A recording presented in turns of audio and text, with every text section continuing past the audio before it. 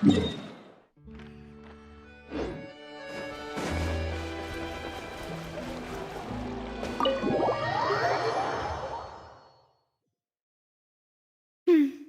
came here several times with my father when I was little, but stopped eating here as often after growing up.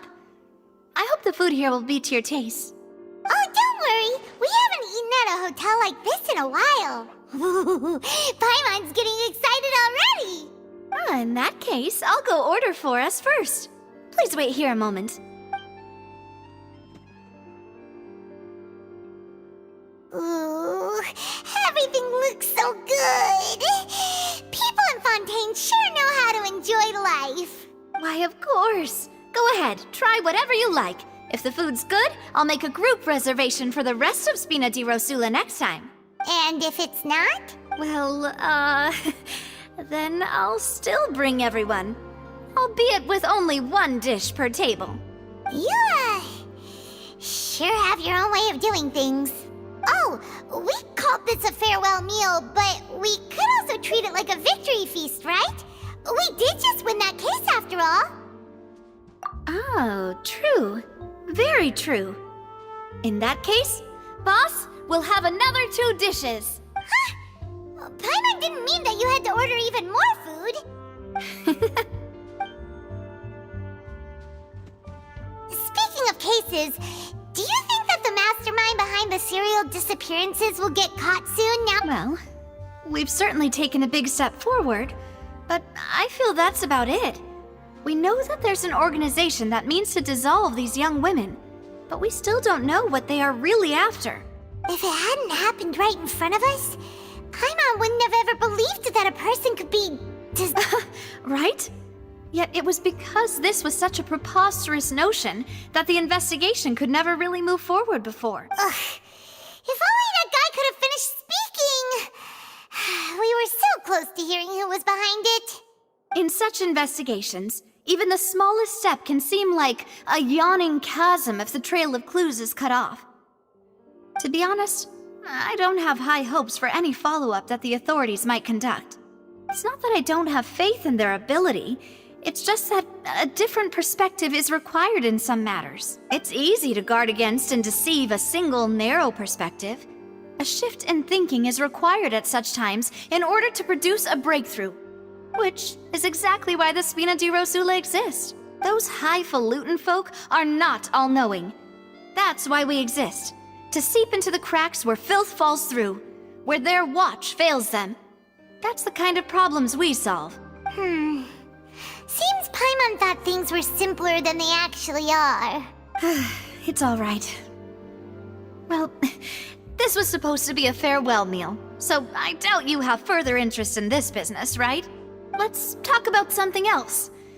Like, what are your future plans? That's true.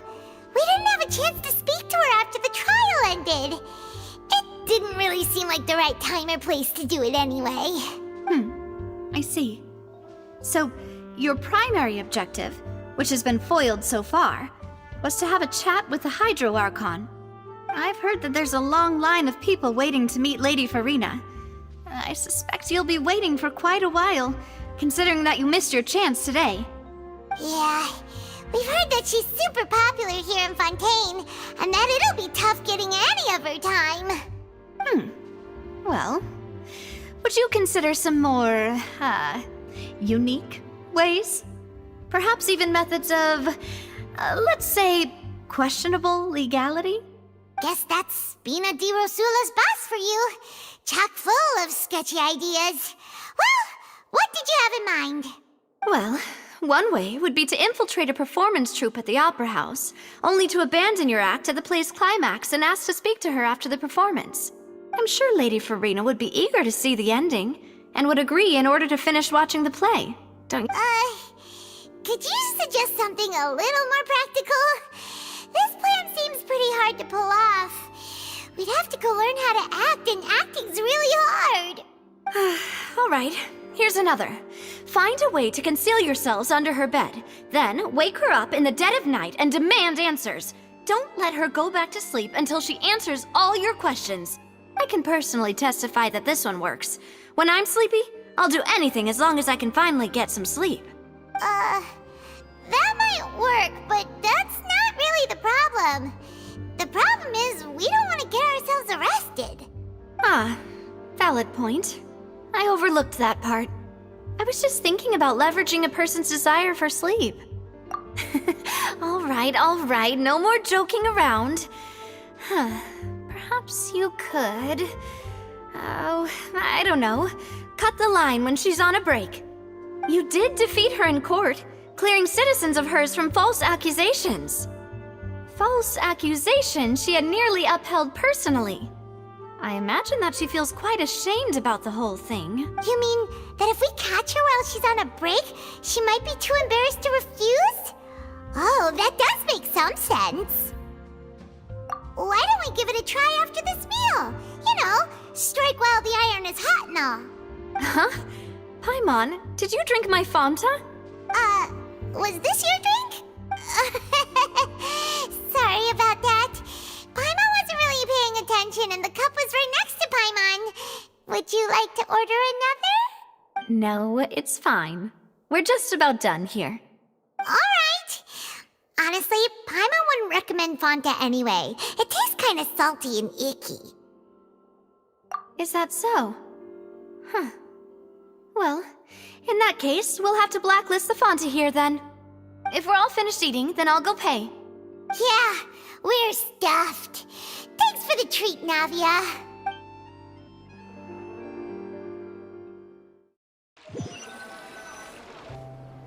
Oh, so full. Paimon can barely float anymore. Can't you see Paimon's barely an inch off the ground? Okay.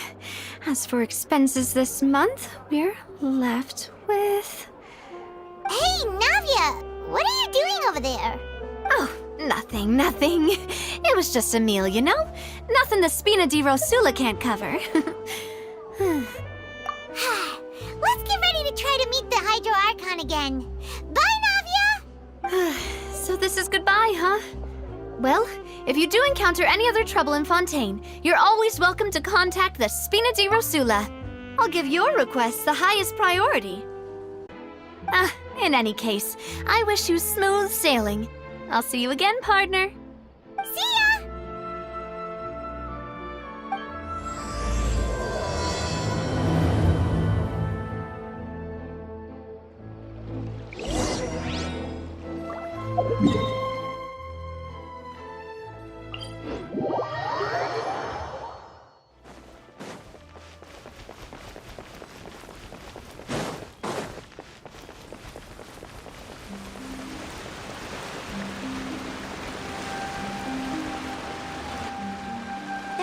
People around anymore.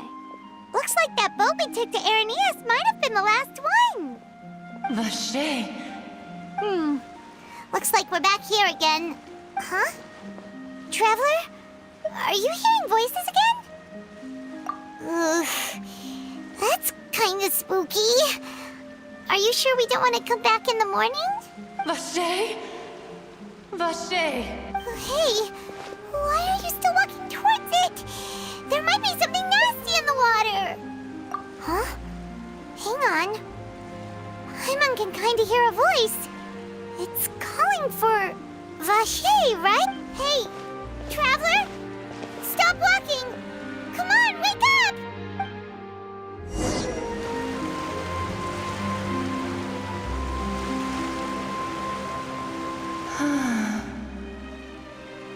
Vache, are you... my dear Vache? No, wait. You seem to be someone else. Do you know Vache?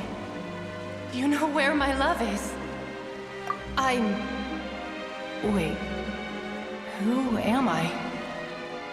I'm very sorry, my memories feel like they have been washed away like a flood. So many fragments dissolved amidst the tide, never to be recovered. How much have I lost? How many things that I once held dear while on land have I since forgotten? Yes, that is what I was once.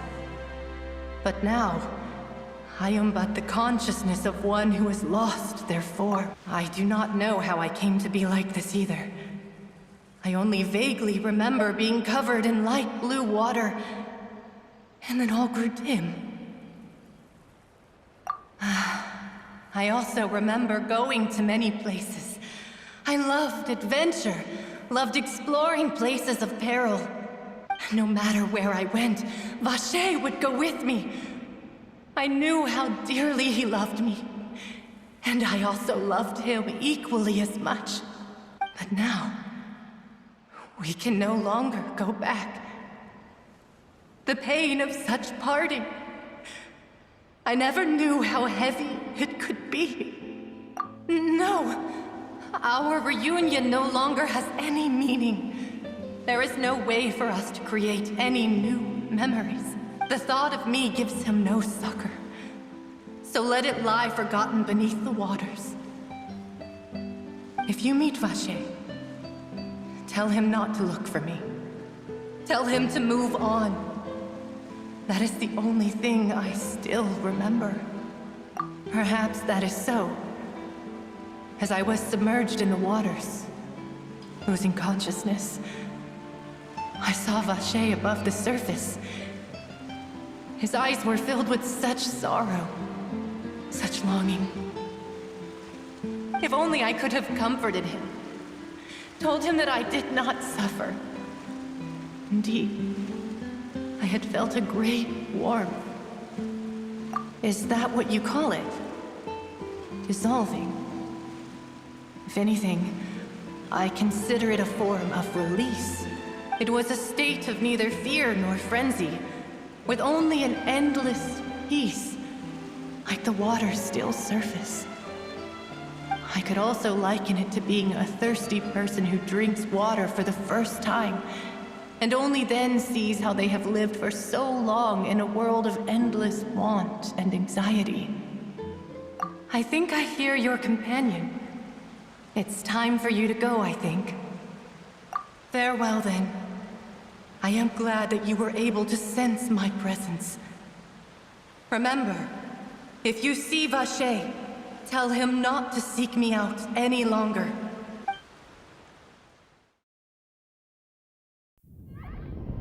Wake up! Come on, hurry! Navia's outnumbered!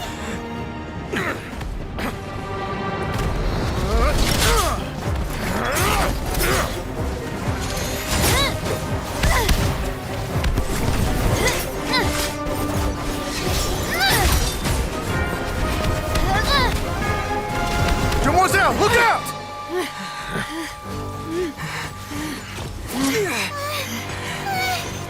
Dear God, it's a whole army of Gardamex.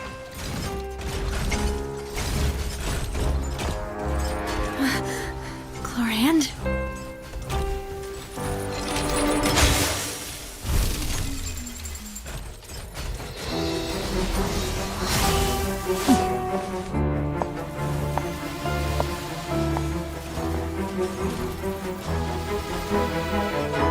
Quick, now's our chance!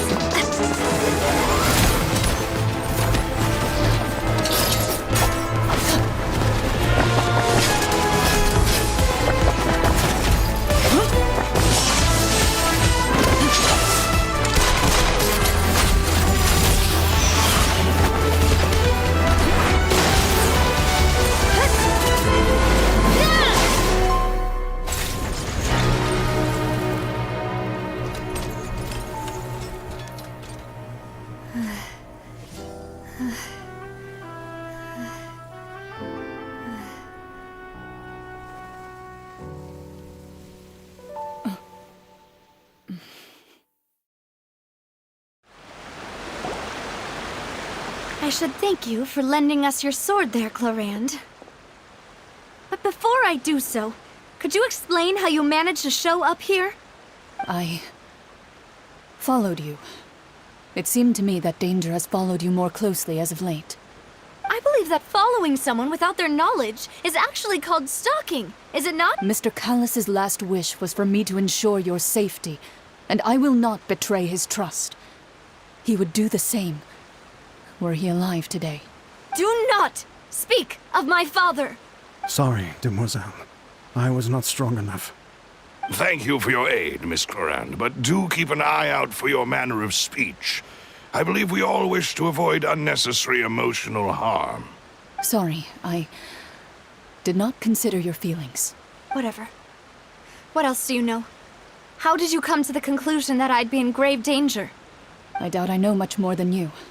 But I believe that the mastermind behind the serial disappearances is very powerful. Your performance tonight will almost certainly attract their attention. I'm sure they've known about me. To be honest, I'm shocked it's taken them this long to act against me. And what about these Gardamex? I thought only those associated with the Maison Gardiennage could control them. None of these mecha have serial numbers. I was sure to check a moment ago. They are not the ones used by the authorities to enforce the law. I can only conclude that some powerful or wealthy party must have obtained them via illegal means, deploying them as a private force of sorts. What? Your point being that they're out of Spina di Rosula's league, then? Yes. Be careful, and do not act rashly. I will continue investigating no matter what. We will bring the truth to light. That's my father's true last wish. Regardless, thank you for your help today, Clorand. But if you get any ideas, tell me first. I don't much appreciate being followed. I do not think that they'll strike again anytime soon. So I shall stop following you. Good day, all.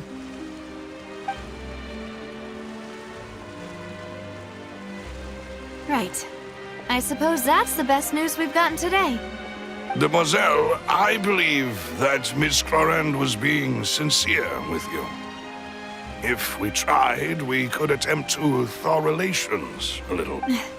I know, she's... Oh,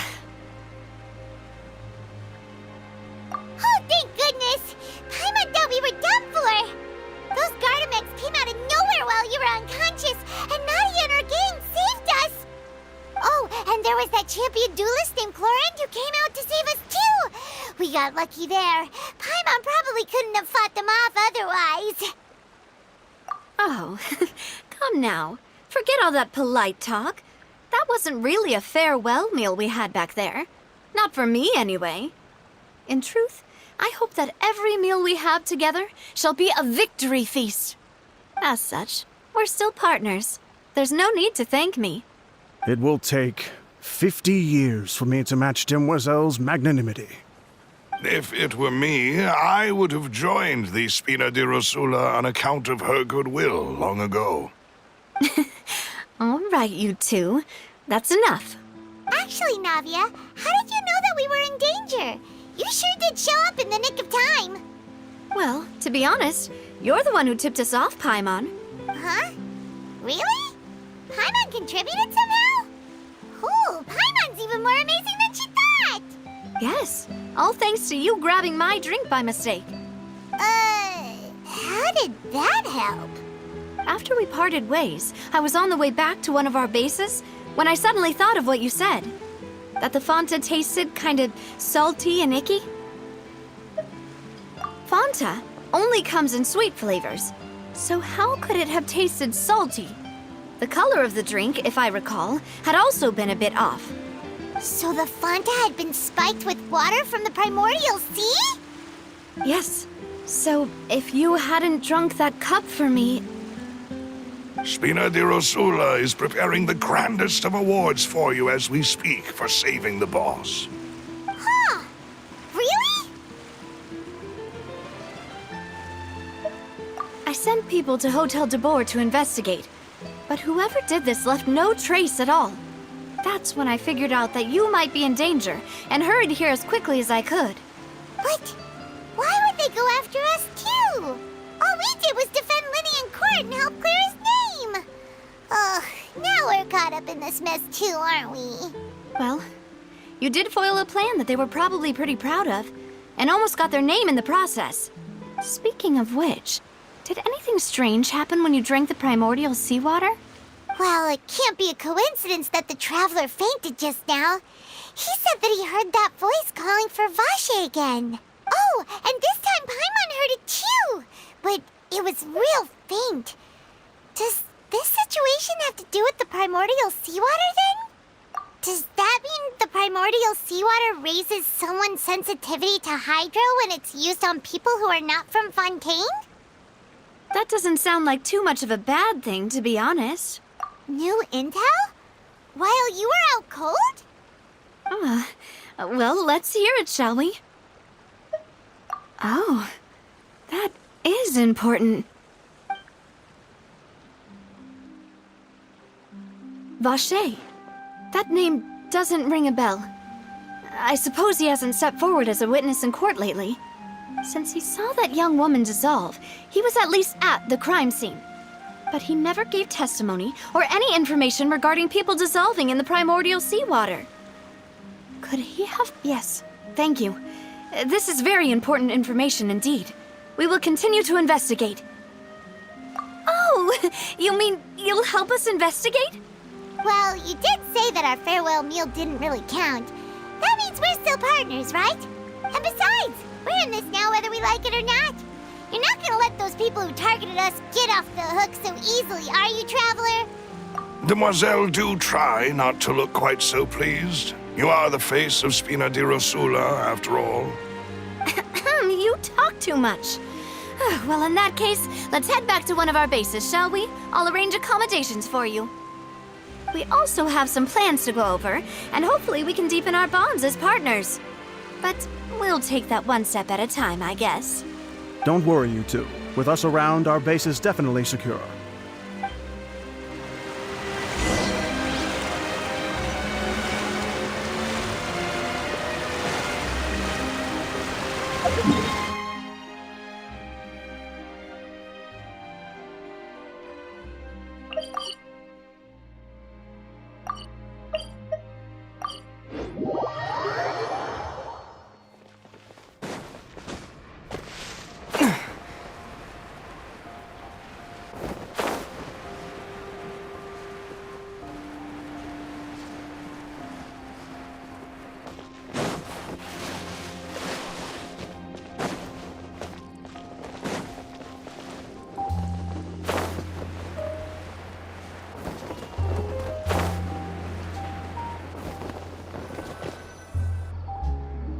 It's right up ahead, but let's make sure we weren't followed first.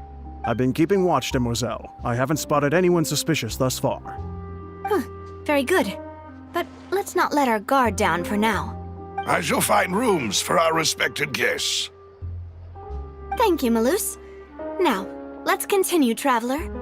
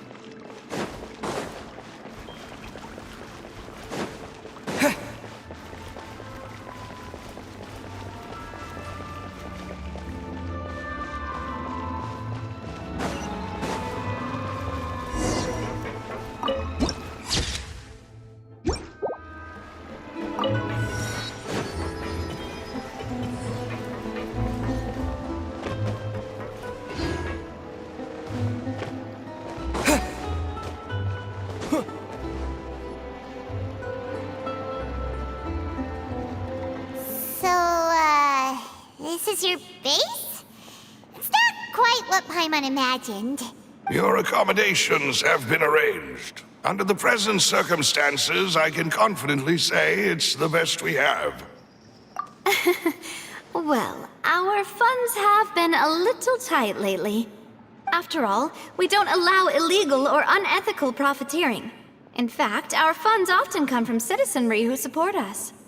Seems like it's tough times for everyone. But if you have the support of the people, that does sound like it's worth it. To be honest, our financial situation was a lot better back when my father was in charge a few years ago. I'm afraid I'm not quite his equal. Your father... He was the previous boss of Spina di Rosula, right? How did he...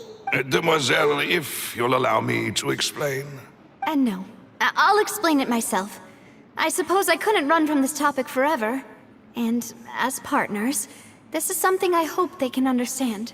My father's name is Callus. Yes, the same one they call Callus the Unfaithful in the streets. 3 years ago, he was accused of murdering his own friend. But he chose a duel to defend his honor instead of standing trial. He died in the duelist's ring. Oh no. But I do not believe my father was a murderer. I'm sure he was set up. At the time, I believed that if he only stood trial and was duly investigated, something amiss would crop up and prove his innocence. But strangely, he not only requested the duel himself, but rumor has it that even after being seriously injured, to the point where he could be deemed as having lost the duel, he refused to surrender, determined to die in the arena. 3 years later, I still don't understand why he did. How could he protect his honor if he's dead? If anything, he gave up his chance to defend himself. The closest piece of info I have is that my father had been investigating the serial disappearances case at the time of his death. Ah, so that's why you're so determined to get to the bottom of that case. That's right. I've also tried to investigate the murder my father was implicated in, but I haven't found a single new clue in my countless reviews of the investigation records. However, I believe that if the murder case is related to those behind the disappearances, they must know something. I must know what really happened. Was my father coerced? Framed? Even if he really did kill his friend, I must get to the truth. If only he'd been more open with me when he was still alive. He even hid the fact that my mother died due to complications when giving birth to me. And now, here I am investigating his death. You really are a handful, aren't you, Papa? Demoiselle, please, if there is anything I can do, anything at all. I also will never believe that Master Callus murdered anyone. There are none whom I respect more than the two of you, Demoiselle. Master Callus did so much good in life, yet all it took was one murder case for him to be dubbed Callus the Unfaithful. Even our supporters decreased greatly due to that incident, hence our strained finances at present. Wait, if Callus was such a good man, wouldn't people at least be a little suspicious when he was accused? No. Perhaps people just revel in that kind of drama. It's not something exclusive to people from Fontaine, really. Everyone's like that. People love watching the evil turn over a new leaf, but they also enjoy watching good people fall into an abyss from one slip-up just as much. But how could... never mind. If Callus was really falsely accused, we have to find the truth. There is one other thing. Master Callus's opponent in the duel was Ms. Clorand. Oh, her? Well, then, isn't that as good as saying that she was the one who killed him? Yeah, that's not the sort of thing that you can just let go and move on from. Ms. Clorand has always placed great emphasis on the honorable nature of the duel. If her opponent doesn't yield, she will not stop either. She knew Master Callus beforehand and greatly respected him, but seeing how he was resolute in the arena, there was only ever one choice she could have made. It's not that I don't understand her at all, but I just can't deal with this yet. Don't worry, Navia. Paimon knows how you feel. You don't have to force yourself to do that. Afterward, Miss Cloran told us that at the start of the duel, Master Callus requested that she ensure Demoiselle Navia's safety. Yes, that is our understanding as well. Oh, Papa. What madness drove you to ask the person who killed you to take care of me? All right, anyway, that's the information I wanted to share with you. Even if it did sound like I was just complaining towards the end. Thanks. You two should go and rest. This was quite a day after all. Yeah. Paimon's beat. Please, relax and get some sleep. We will ensure you rest soundly.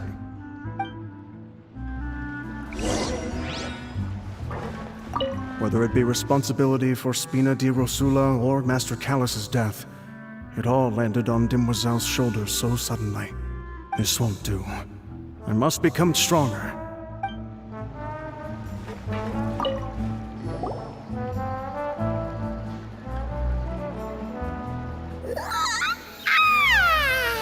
Paimon slept so well.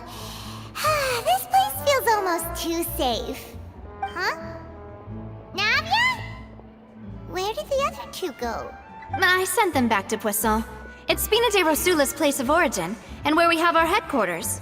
There's not much for them to do here at the moment. Paimon gets the feeling that you're just trying to get them off your back. But never mind that. When did you get back? Were you waiting here the whole time? No, I just returned after going out for a while. I did some investigating yesterday regarding the name Vache. Wait, so you didn't sleep at all? How could I after having such critical new evidence appear? Guess Paimon wasn't speaking for everyone just now, huh? Unfortunately, this name seems to have been wiped from existence. It doesn't seem to have a match anywhere. I suspect that those behind this have already taken steps to hinder an investigation from this angle. But that does prove that this Vache person is a key witness in the incident. Does that mean we're too late, though? No. There is one ray of hope. One place in Fontaine that they would find almost impossible to threaten, no matter how much they wanted to. And that is the archives kept by Chief Justice Neuvillette. A place where detailed files on all the cases in recent years are kept. If the Oceanette you met is one of the young women who went missing recently, we should be able to find some related information there. So Neuvillette maintains an archive of case files? Whew. Guess that's the hard-working Chief Justice for you. In that case, let's go talk to him, shall we? Aren't you coming along, Navia? Did you get tired? No, it's nothing. Let's go see the Honorable Chief Justice.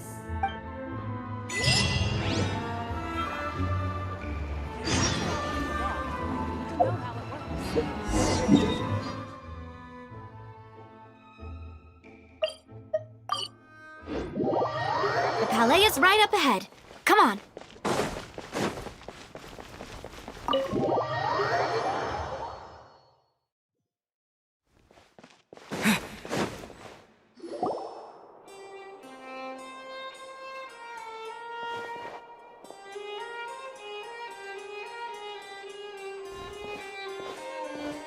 Halt!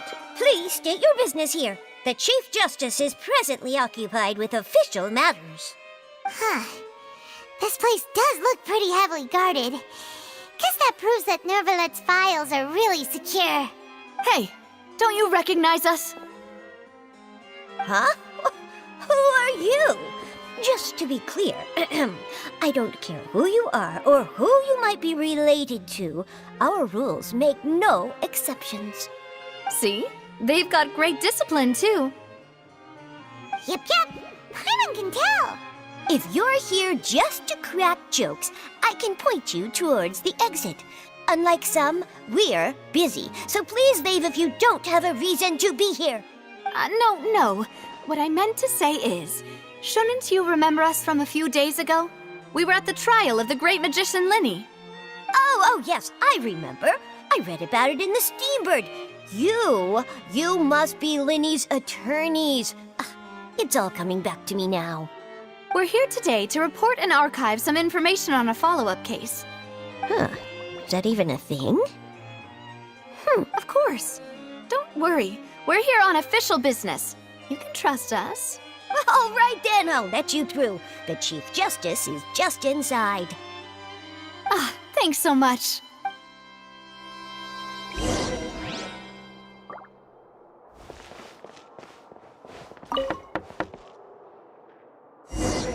Please come in.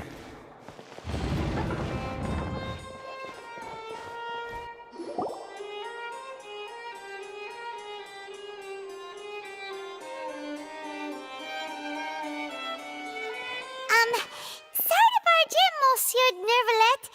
We only like to get in because we don't... It's all right.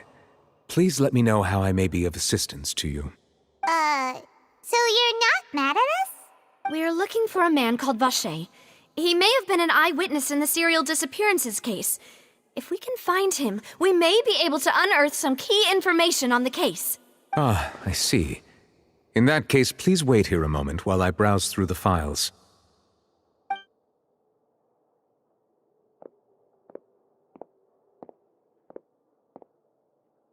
Who knew that Nervalet would be so easy to talk to?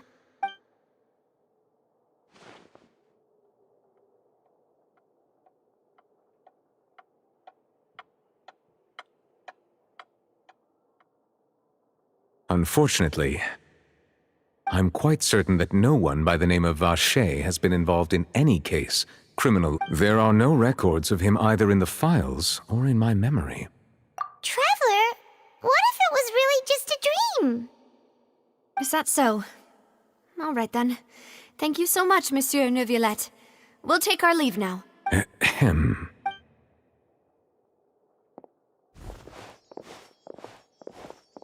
Miss Navia, I can understand how you feel. Your father, Callus, was a truly exceptional man. We deeply regret his passing. And what are you trying to say, Monsieur Neuvillette? Are you trying to console me? Extend your sympathy? Or just express some tendril of regret? No. You are not trying to do any of that. I can hear it in your voice. There's no emotion behind your words. You only said those things because you felt like you should. It's just like last time. After my father took his place in the duelist ring, I pushed through the guards to talk to you as a last resort. You even told me then that you thought there was something fishy with the case, yet you still allowed the duel to go ahead. In your eyes, the value of a human life is nothing compared to those cold laws you hold so dear. If you truly regret my father's death, then why didn't you call a stop to the duel? Why didn't you give me the power to stop him from throwing his life away? Why did you just let him die, despised and hated by all? Everything was hanging on a thread at that moment. Just the tiniest effort could have changed everything. There are still so many things I never got to tell him. So many questions he still owes me answers to. If you really have no heart, then just look me in the eyes. I, Navia, will show you the true meaning of regret. I'm sorry, Miss Navia. You and my father are truly alike. You keep all kinds of things in your heart and never say a word to anyone. It's not so much that you can't feel, but that you would never express anything. Oh well. In any case, everyone already knows full well the apathy of the Chief Justice. My apologies for taking my emotions out on you, Monsieur Chief Justice. Let's go, Traveler and Paimon.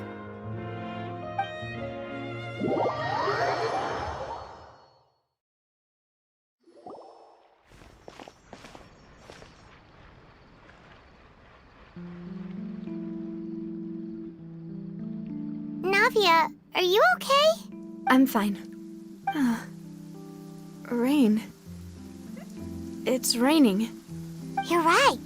Wasn't it still sunny when we went into the building? And there shouldn't be any active trials today. How strange. Now that I think of it, on the day my father was convicted of murder, it was also raining. it? Did you think of something? Yeah, he was outside. It was uncovered and the rain could fall there. Why? Do you think the rain could have affected the crime scene? That thought has occurred to us before. We've even expanded the search area to try to account for that, but didn't find anything of value. Oh? Wait. You don't mean... So you're saying that the true murderer could have been turned into water and then got washed away with the rain? Yeah. And if that's what had happened, then no one would have believed your dad, even if he explained what he saw to the authorities. I really think I found a true genius for a partner. You're completely right. How did I not connect the dots earlier? All right, let's go to Poisson. With this new lead in mind, we'll get to the bottom of my father's case for sure. Yeah, we're gonna make progress for sure this time. Do you want to go with me now? Or do you want to head over by yourself later? Great. Let's go then.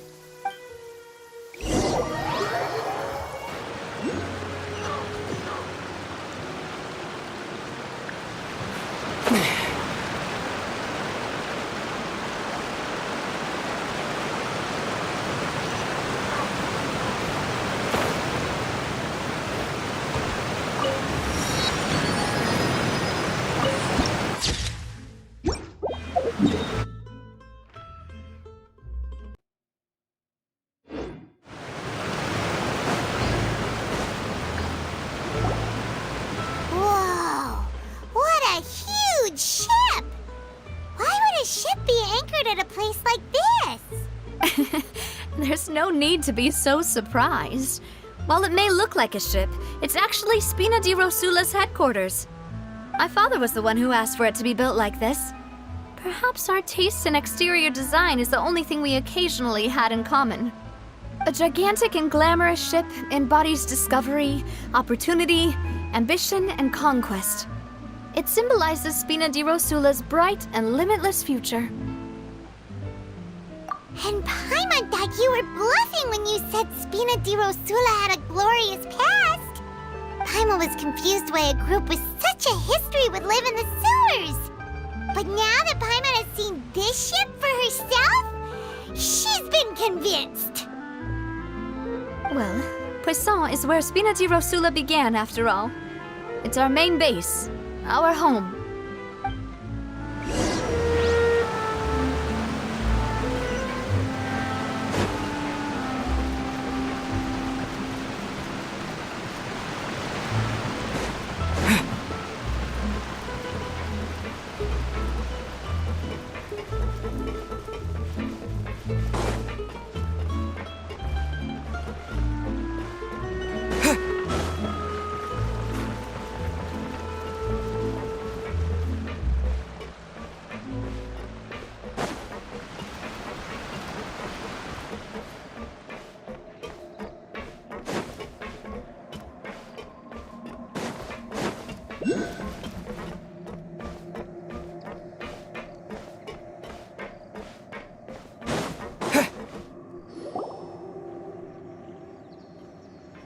Maloose, we're back! Apologies for the wait, demoiselle, and our most important partners. You said before that you still had some business at the court. What brings you back to Poisson so quickly? About that. It's because my partner here reminded me of something really important. You see, what if my father's case had something to do with water from the primordial sea? You still remember, right, Maloose? On that night, it was raining? Yes, the case was quite similar to that of Mr. Linney's.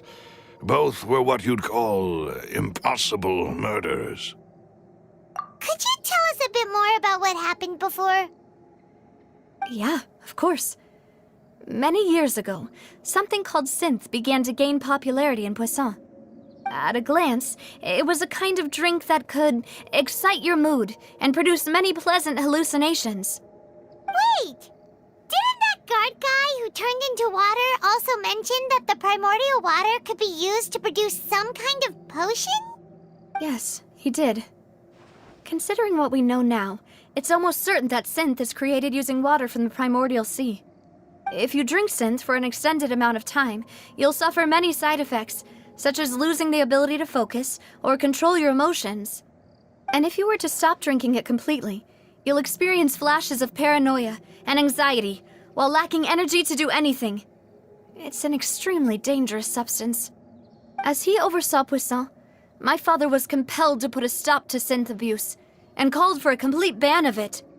Boss's uncompromising attitude incurred the synth vendor's wrath, but no matter how much they threatened or bribed him, he refused to yield. Not only that, Boss became determined to find the mastermind behind the synth operation and put an end to the problem once and for all. Yes, but the enemy was very cunning. So he could never get anything out of the dealers. Recognizing that, my father decided to contact the dealers in secret and cultivate personal relationships with them. The man's name was Jacques. He felt greatly ashamed about his work after seeing many families destroyed by synth abuse. That night, my father hosted a banquet at his countryside estate. He planned to meet up and exchange information with Jacques over some... But then, we heard 2 gunshots from the courtyard. We raced to the scene and found my father, still holding a gun, and Jacques, who was already dead on the ground. Huh? How did that happen? Aren't they on the same side? Sounds just like Lenny's case, doesn't it? In both cases, the culprit seemed obvious, but neither appeared to have any motive at all. Looking back on it, though, I now believe the most important clue was something we all overlooked at the time. There were pieces of clothing left at the scene. Precisely. It's all thanks to you that I made the connection now.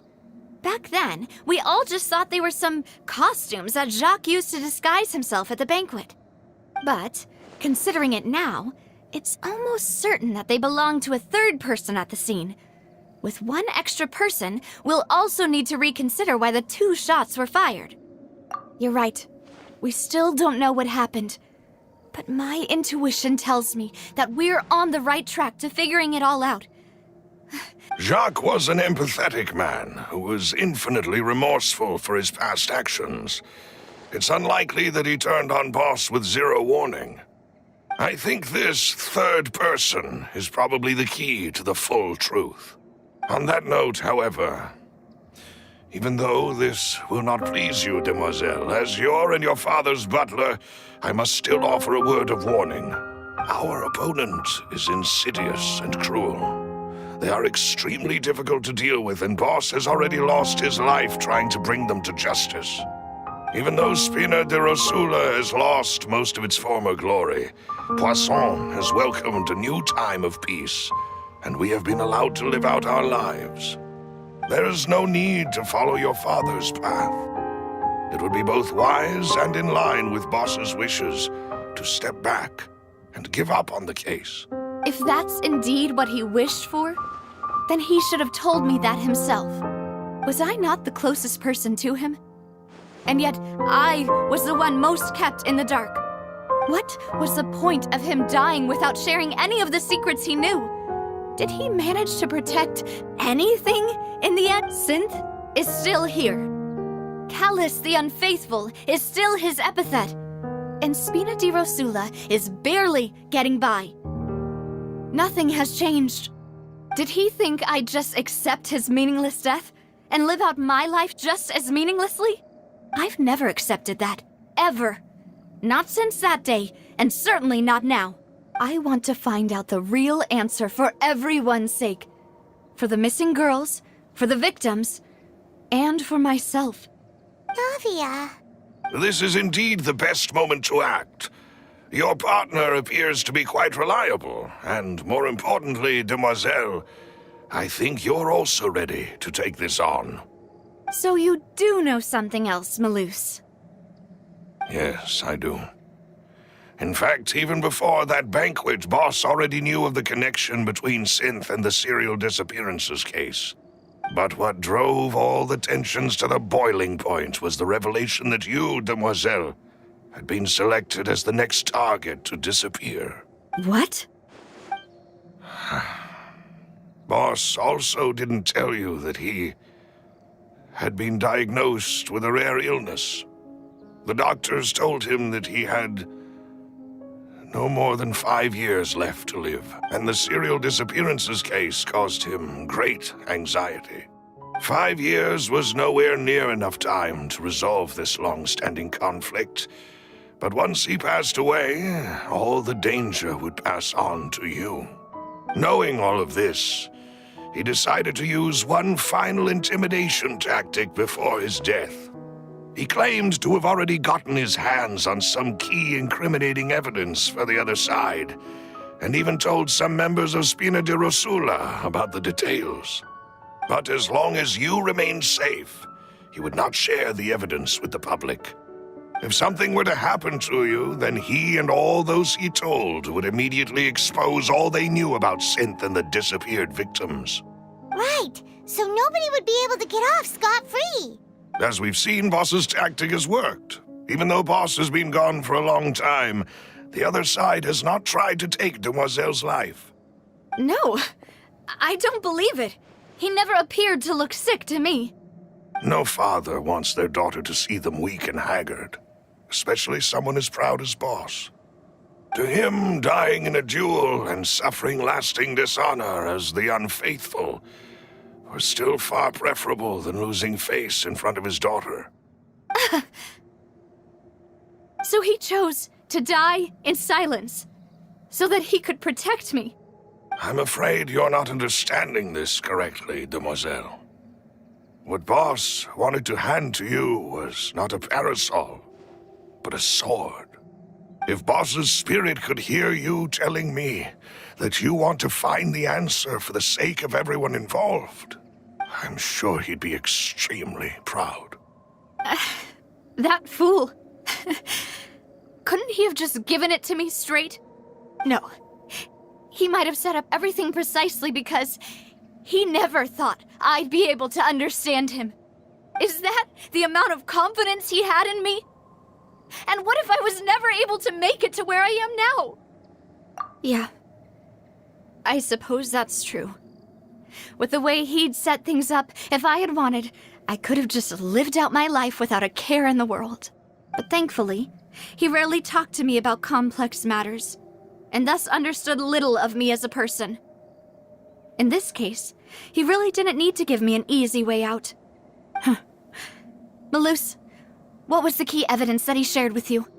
It's the location where Synth is produced. Essentially, it's the enemy's headquarters. When he was threatening the enemy, Boss didn't share the specifics of the incriminating evidence he found. But if you want to use it against the enemy, you'll still have to take several things into consideration. Why? If we know where the place is, can't we just go storming in? You mustn't forget that we're fighting against a mysterious and dangerous organization that's been in operation for decades. There's no telling what might be lying in wait at their headquarters. We also have no idea what kind of evidence we may be able to find inside, nor what people we may be able to capture. But a single visit to their headquarters would be tantamount to a formal declaration of war. The worst case would be that we leave empty-handed, but also open ourselves up to full retaliation. Then, in that case, why not work with the Fontaine authorities? Well, you saw one of them dissolve during Mr. Linney's case. We have no idea just how thoroughly they may have been infiltrated. That's true. Seems my father really had no choice. But things are different now. It should be a lot easier to prove the other side's guilt, now that we've connected Synth with the disappearances case. You sound like you've put a lot of thought into this, Malus. I am the butler, after all. I live but to serve the boss and Demoiselle's will. I've always been willing to take on any kind of risk for your sake. But considering my relative lack of ability, I've spent my time keeping secrets, performing basic investigations, and waiting for the right time to come. Thank you for all of that, Malus. Have you discovered anything new in the past few years? Let me think. One conclusion I came to was that the enemy must be quite familiar with Spina di Rosula, or at least have an informant planted here. When I announced orders to the organization's members on Demoiselle's behalf, I used to deliberately keep a few people in the dark and observe the reactions of the synth vendors. If the vendors didn't change their plans, then the individuals informed of our orders must be innocent. If the vendors packed up and fled, however, then someone must have given them the news. After several rounds of testing and investigative tracing, I've narrowed the suspect list down to 3 people. The first is Florent, Spina di Rosula's senior advisor. Huh? Florent? Yes, surprising, isn't it? He was one of the people Boss trusted the most, which also means that he was someone who understood Boss really well. Thanks to his position within Boss's innermost circle, he always knew our upcoming plans and could thus avoid capture this whole time. There's someone else like him too. Marcel, the head of Confrérie of Cabrières. Uncle Marcel. It's a guild in Poisson. Boss helped it to grow to its current size and prominence. In the beginning, they were only reselling some daily goods, but now they're one of the richest guilds around, with a lot of business connections in the city. So, they're like a sister organization of Spina di Rosula? Yes, you can say that. When we were fighting against the synth dealers, they provided us with plenty of support. It's a bit difficult to imagine someone using their own money to... The final suspect is Thierry, the man responsible for coordinating information between Spina di Rosula and the guards.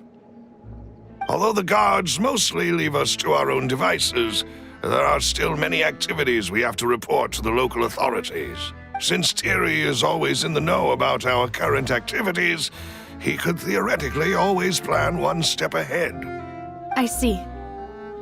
These are all people who I communicate with quite regularly. To think that the enemy we've been fighting against has been right next to me all along, among those I trust the most. It's almost too hard to believe. If you want to investigate them, please take every precaution to not alert the quarry. Judging from our experience, the enemy is extremely cautious. Of course. And thank you, Malus. You've provided us with a lot of great information. You're too kind, my lady. I'm just doing my duty. And before I forget, proving Boss's innocence would also mean clearing him of blame in Jacques' death. After that incident, Jacques' wife and daughter were taken into the Spina's care. They still live in Poisson today. If it might help, you could also pay them a visit. I can make the necessary arrangements. Oh, thank you so much, Malus. You really are the best. A new case awaits, my dear partner. I hope we can work together to uncover the truth and end this case once and for all.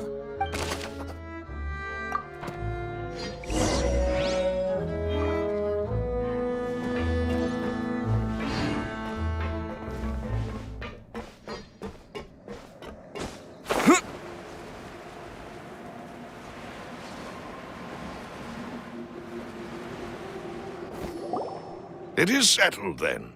Please excuse me, and enjoy your conversation at your leisure. Thank you for arranging everything for us, Malus. Excuse me, miss. Do you need anything from us? Hey, Navia's all quiet. This isn't like her at all. I'm sorry that I only came to visit after all this time. After what happened, I didn't know how I was supposed to face the two of you. Ah, if it's about that, there's no need to apologize. After my husband died, Spina di Rosula sent us a lot of mora and support. I understood your guilt and apology to be genuine. But aren't all of those things nothing compared to the loss of Jacques? I can understand the kind of pain that comes with losing a father so needlessly. You don't understand at all. I didn't know how to face you, because I didn't know what I could possibly bring as a consolation gift. I know only the full truth could bring closure to you. I'm sorry. I appreciate the sentiment, but you don't have to carry all that guilt. On the matter regarding my husband, my daughter and I have more or less found our answer already. Would you mind sharing it with me? I really can't believe that my father could ever bring himself to shoot Jacques. I always knew that my husband's money was earned through others' suffering. He told me countless times that if he could turn back the clock, he would never go into the synth business again. He had many regrets, and felt that he took the idea of providing for his family too literally. For the longest time, he thought Mora was everything. So when Mr. Callis came to him with a proposal, he accepted it almost immediately. He tried to be as careful as he could, but even so, he was still found out by the higher-ups. They found out about his betrayal? Papa didn't say that exactly, but Papa did tell me that I should never be ungrateful. Before he left that day, he told me that he had no choice. It was only later that I realized it was his final farewell to the two of us. I don't know that for sure, but you could say that's the conclusion I eventually came to. Which is why I'm the one who should feel guilty. Callis had always taken great care of us, both when he was still alive and after he passed away. Even if he fired the shot that killed my husband, it was likely in self-defense. It is impossible for me to hate him for what he... But Mama, why is Papa still the bad guy if he did the right thing? Papa always wanted to be a good man, so why did he have to do a bad thing in the end? Well, things aren't always as they seem. You still feel like your papa was a good man, right? Yeah, Papa was a really good man. The best in the whole world. Then you should hold on to that. If a good man had to do a bad thing, then he must have had his reasons, regardless of whether he left you a parasol or a sword. He must have done so to give you a better life. Oh. Thank you for everything you've told me.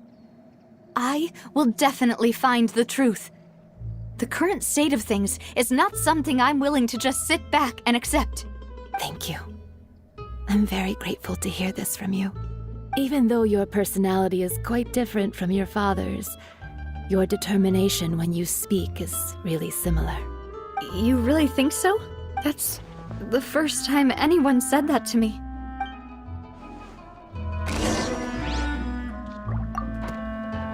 I'll leave my husband's case to you. Thank you, Miss Spina, and Miss Spina's friend.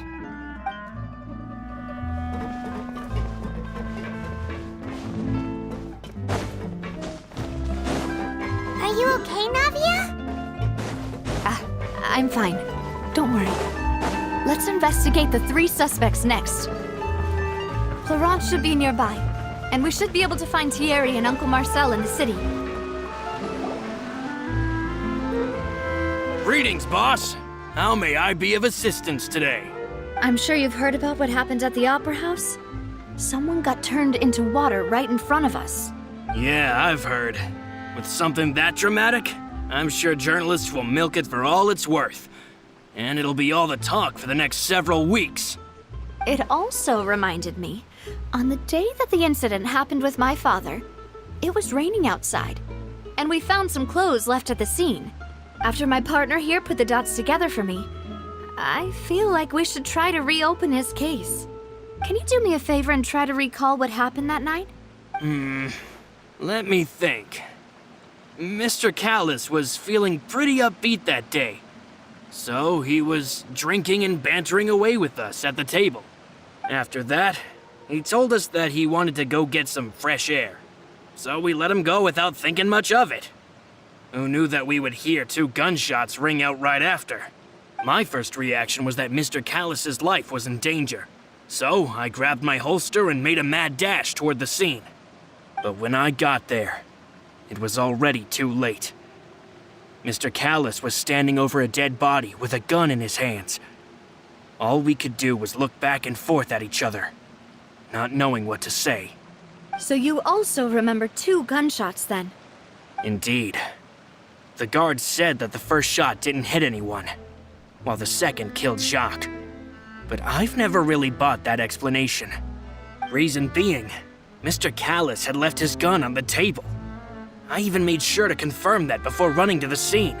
But according to the guards, that doesn't mean he couldn't have had other guns on his person. About the clothes left at the scene that you mentioned, do you think there was a third person there who was turned into water? At least from our perspective, my father had no reason to kill. So he would also have no reason to bring an extra gun with him. The gun he was holding probably belonged to Jacques, or a third person on the scene. Yeah, that makes a lot of sense. So you're saying Mr. Callus ended up with the gun because he seized it from one of the other guys? But hold on. If that's what had happened, then why didn't he share the truth with any of us? He didn't even want to face the Oratrice machine, and chose instead to prove his honor in a duel. Did he lose all faith in the courts after seeing someone dissolve right in front of his eyes? About that, Malus told me a thing or two. So, I think I can understand why he committed to the duel. I'll tell you everything, once the whole truth has been revealed. I understand. Then, I'll leave Mr. Callus's honor in your hands, boss. And if I may just say one more thing. The whole Callus the Unfaithful epithet has been a thorn in my side since the day it was invented. Many people have laughed at me for still calling him Mr. Callus, even after so many years have passed. But it was Mr. Callus's trust that allowed me to rise through the ranks of Spina di Rosula and live the life I lead today. No matter what others might say, he'll always be the man I respect the most. And he'll always be my boss. Don't worry. I will definitely find the truth. You and all our other comrades at the Spina deserve to know the truth as well.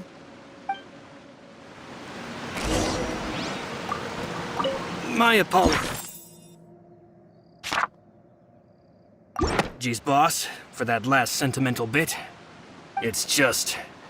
many years have passed while I've held my tongue. It's not often that I get to share my true feelings with others.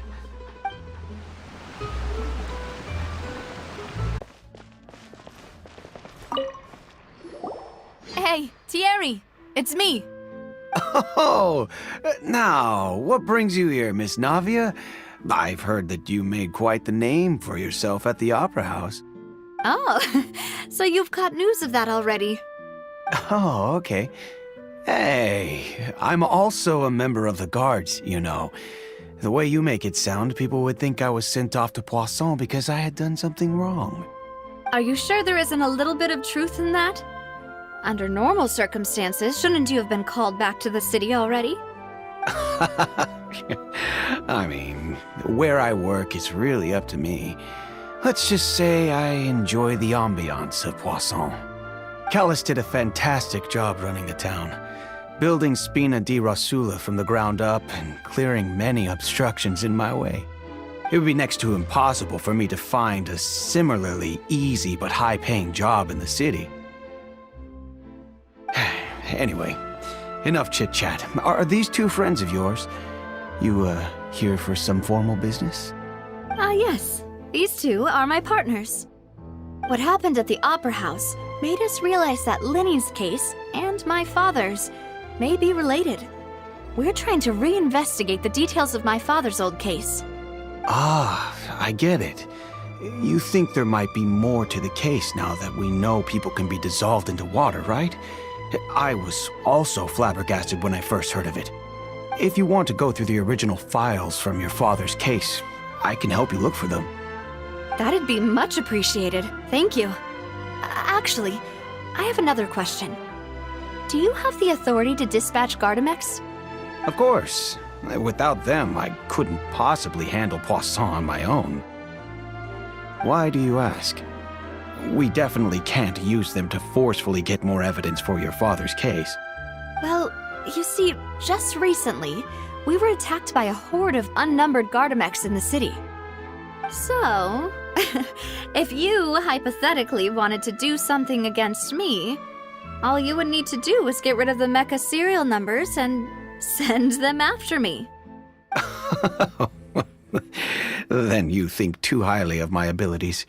Dispatching mecha is very different from controlling them. If I had to make an analogy, when you order a dish, the chef will make it for you. You can ask the chef to cook, but not to massage your shoulders or carry your baggage. If you try to make unreasonable demands, the chef would just think you're out of your mind and ignore you completely. The same goes for me and my Gardamex. Removing a serial number is also not as easy as you might think. There are a lot of complex steps to it, and it's almost impossible to keep it a secret. So I can promise you, those mecha were definitely private units. They're certainly not cheap. So whoever their owner is must be super rich, powerful, or both. Now that you mention it, though, being in the synth business would definitely be profitable enough to afford this. Oh, then you're officially in the clear, Thierry. Oh, well, thank you for the vote of confidence, Navia. Jokes aside, I'd like to wish you all the best with your investigation. I'll be staying in the city for a little while, so just come find me if you need any support from the guards.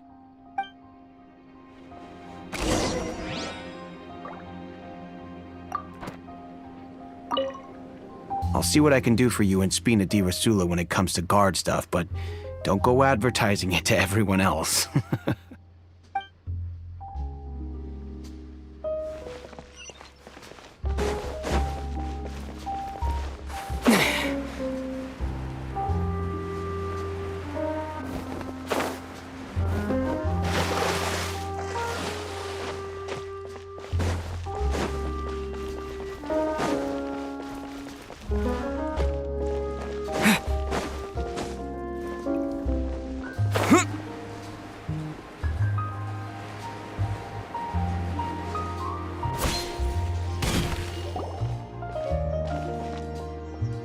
Hello. How may I help you? I'm here to see Marcel. Could you please let him know? You can just say Navia's looking for him. Sure. I will let him know right away.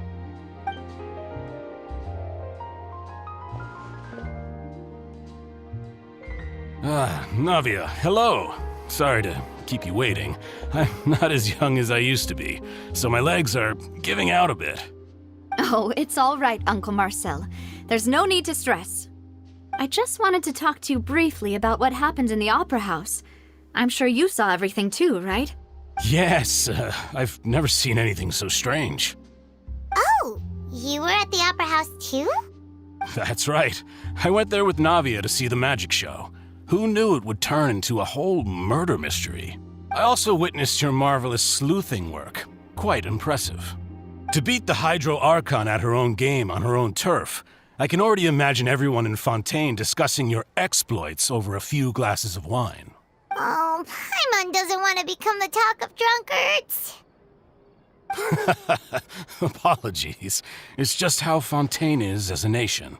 Everyone loves drama and theatrics. Uncle Marcel, you've also noticed that other thing, right? The fact that humans can dissolve in water? Yes, I was reminded of your father's case right away. Is that what you're investigating now? Exactly. I still don't have much solid proof, but I can sense that the other side has already begun to act. Oh, and what makes you say that? We were attacked on Araneus by some unnumbered Gardamex.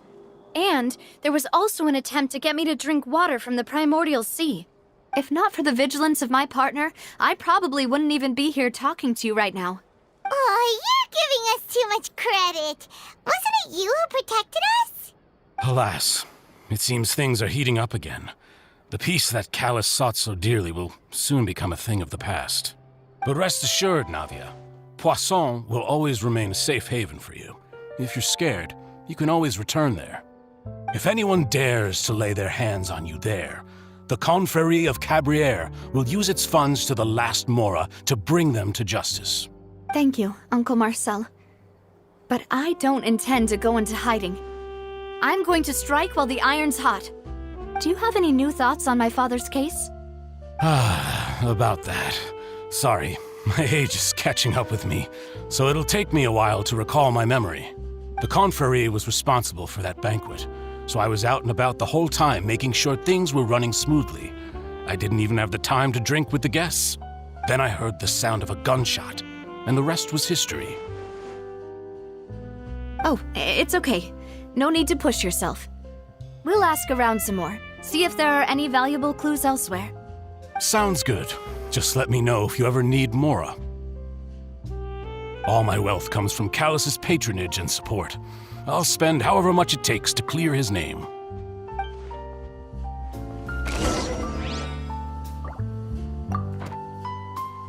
Alas, why do these kinds of things happen to the kindest people?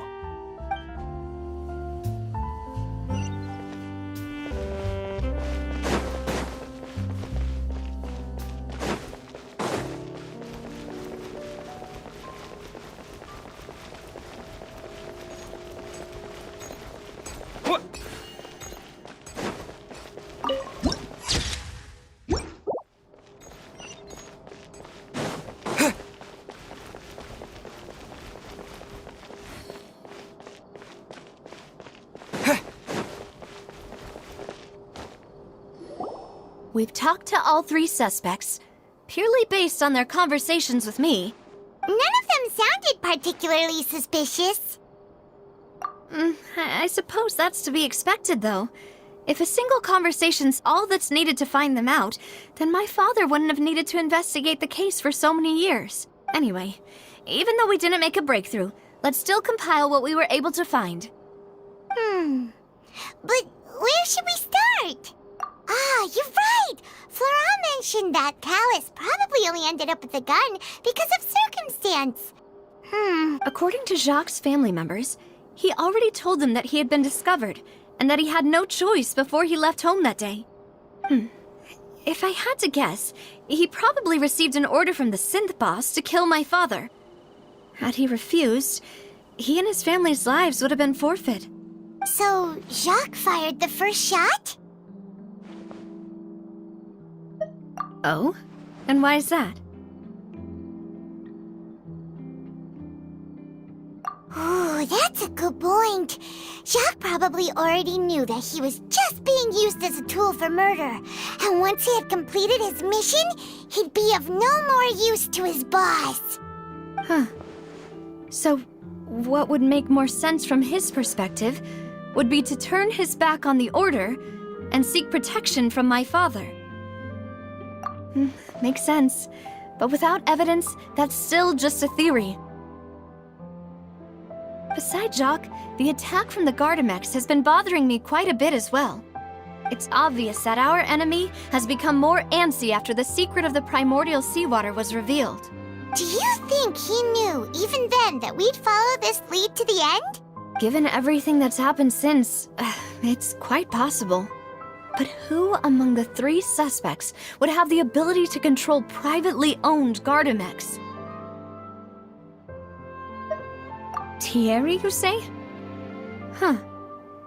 It is possible that he's figured out a way to convert the Gardamex for personal use. But I didn't feel like he was lying when he was talking to us about the mecha. I also don't think he'd be able to keep that kind of tampering under wraps. Yeah. Had he actually tampered with the mecha, we'd be able to prove it with a simple check of the guard's inventory. If the mecha were taken from the guards, it should be pretty easy to find out when and how that happened.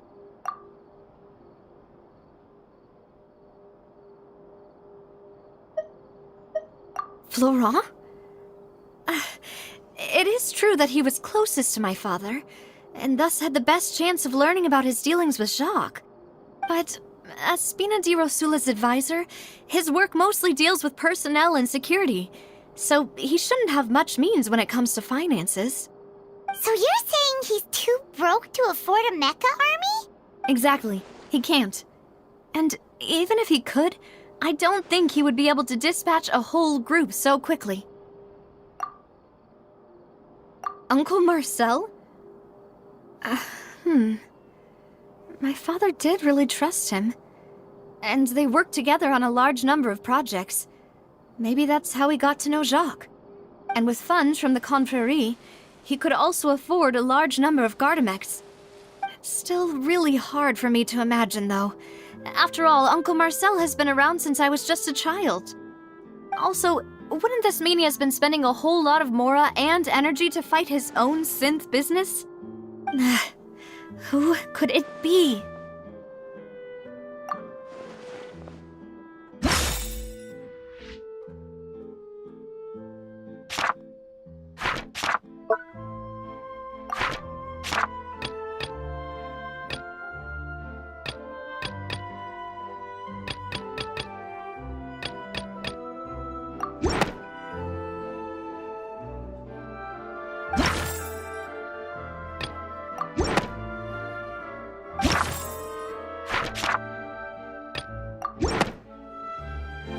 You know, if you think everything through, Uncle Marcel is indeed the most suspicious of them all. Could we be missing other suspects? Malus didn't know about the people turning into water thing when he narrowed it down to these three, did he? Malus has always been very reliable, and his judgment of others' trustworthiness has been fair and well considered. When the suspect is knowledgeable about the Spina's internal affairs, has the means to dispatch Mecha to assassinate us, and possesses significant intellect and foresight. Even if I don't want to believe it, I'm starting to see how things could all tie back to Uncle Marcel. Well, we still have another trump card on top of all the theorizing and speculating. Yes, Malus did say that charging straight in there would be extremely risky, but we don't have any other options right now. We need far more solid proof before we can hope to go charging in on our enemy. Navia, here you are. Oh, I've been looking for you. Huh? Aren't you the guy from the guards? Did something happen? Yeah. News came from Irenaeus just after you left. We've got another trial on our hands. Wasn't that place built specifically for holding trials? What? I know. But they said the person they're putting on trial is a Fatui harbinger called Tartaglia. What? Is that someone you know? Yeah, we know him. Maybe even a little too well. Well, he's been accused of being the true culprit behind the serial disappearances case. It's absurd, don't you think? Wait, how? None of our investigations have had anything to do with him. That's what I thought was strange about it, so I came to tell you the news right away. If the charge against him stands, then it'll be next to impossible to get the guards to support any of our planned investigations. Right, because they'll think they've already found the culprit. Yeah, and it'll be a lot harder then to clear Mr. Callus's name. I understand. Well, partner, what do you think we should do? We still haven't found any conclusive evidence. Huh? Split up? What do you mean? Just as expected of my partner. Since this is a trial about the serial disappearances case, the culprit's attention will be focused on Irenaeus, leaving his home base wide open. You're right. This is our best opportunity. All right then, let's do this. I'll stall them at the Opera House and charge Marcel as the true culprit. I won't have any chance of making that charge stick, though, unless we find more evidence. It'll be up to you to make it back in time and hand the decisive evidence to me. We'll help you, just like you helped us in Linny's trial. Demoiselle, please allow us to accompany you. I'm ready. Ah, Malus, Silver, when did you two get here? We heard that you'll be leaving Poisson and figured that you might require our assistance. It's our hope that your confidence will be bolstered with the two of us by your side. Thank you so much. Then, let's make haste for Irenaeus. Paimon, Traveler, I'll see you at the Opera House. See you then!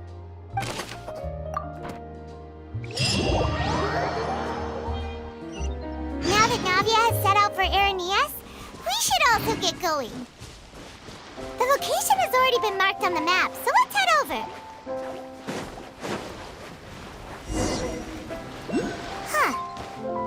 to Malusa's info, the synth production base is underwater. Let's go and try to find the entrance.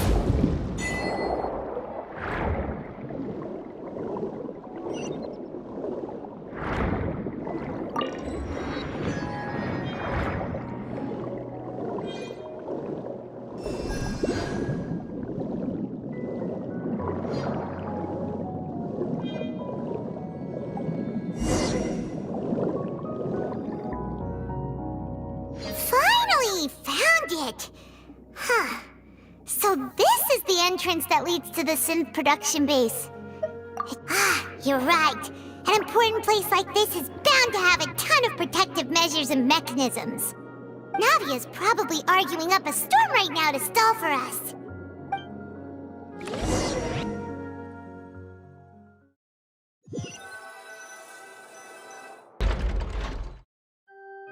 It would appear that I must repeat my question again, Mr. Tartaglia. Do you accept the charge that you are the true culprit behind the serial disappearances case? To be perfectly honest, I don't understand your country's complicated court system, or the reason why I'm being charged with something I've never even heard of. However, I did hear that people who have been charged can choose to participate in a duel to clear their name. Is that right? In which case, as long as I accept the charge, I can have an all-out fight with that champion duelist Clorend, right? I've got to admit, that's one of the most enticing offers I've ever received. When I privately sparred with her last time, she was obviously holding back. Real disappointing. Hey! Don't you understand?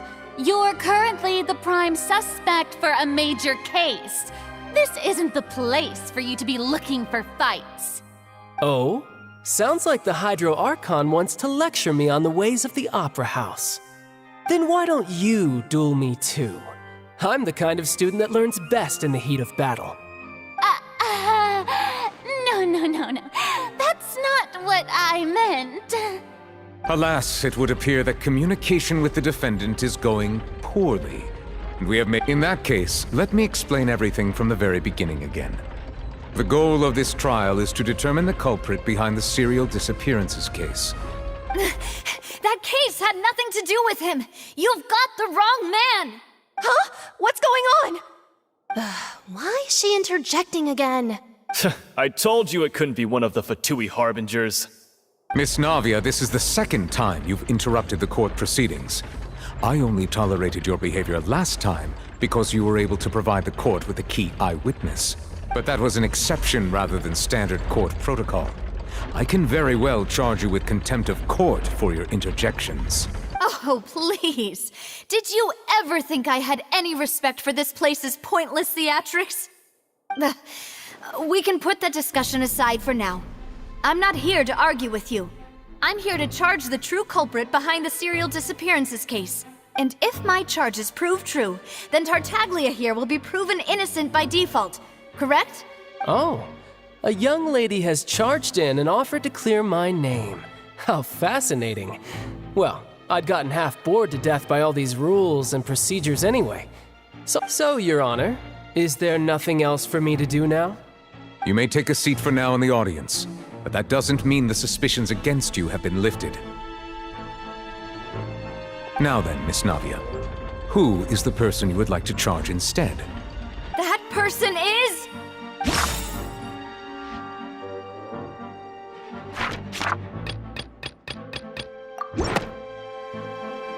Marcel, the head of Confrérie of Cabrières. Huh? What confrérie? Never heard of them in my life. I've heard of them, but weren't they Spina di Rosula's sister organization? Oh, is this going to be a friends to enemies type situation? Please let me remind you, Miss Navia, that charging someone is an incredibly serious matter. Committing to the charge also means taking on the legal responsibilities associated with it. And if the charge fails, depending on the circumstances, you may also be charged with the crime of making a false accusation. Knowing this, do you still wish to charge this man? Yes. In that case, I declare the charge to be valid. Miss Navia and attorneys, please take your places on the court. Members of the guards, please contact Mr. Marcel right away so that he may stand trial.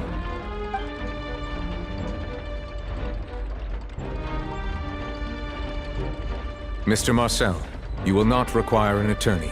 Is that correct? Apologies. It all just happened so quickly. I still haven't figured out what's going on. I think an attorney won't be necessary. This is probably just a misunderstanding between me and Navia. Very well. In that case, since both sides have now arrived, Miss Navia, please present your charges. I would like to take everyone back to 3 years ago, to the case of Callus the Unfaithful. Only through elucidating what really happened in that case can we connect all the dots for the serial disappearances case.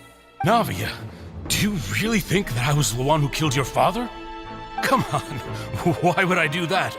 Callus was my benefactor, and remember, both you and I only ran to the scene when we heard the sound of a gun. If that's enough to make me a suspect, wouldn't that make everyone at that banquet a suspect as well? I think there's no point in getting into the specifics right now. The audience doesn't even have the big picture yet. Even I'm struggling to remember some details of that. Exactly correct, Your Honor. I must refresh everyone's memory about that case before I can explain my charge and reasoning. I see. In which case, I will recount the findings about that case as originally recorded by Maison Gardiennage.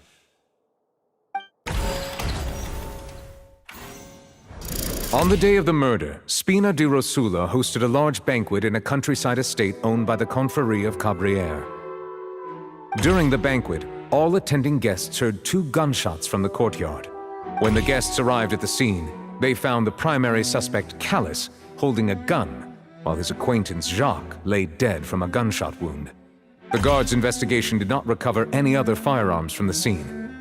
As a result, they concluded that the suspect's first shot must have missed, while the second must have taken Jacques' life. The suspect did not dispute this conclusion, and also declined to defend himself in court. Instead, he chose to prove his innocence through a duel. Callus was defeated by champion duelist Clarand in the ensuing duel, and soon succumbed to the injuries. These are the known facts about the case. The one with the motive to kill was Jacques, not my father. And even so, Jacques still had no reason to pull the trigger. In truth, the third person shot Jacques first, and was shot in turn by my father when my father seized the gun from him. After that, the true culprit turned the third person into water, erasing all traces of him from the scene. Thank you for the summary, Your Honor. Of course, the guard's conclusion appeared quite sensible to us at the time. However, we should revisit the case now that we've gained new information about the abilities of water from the primordial sea.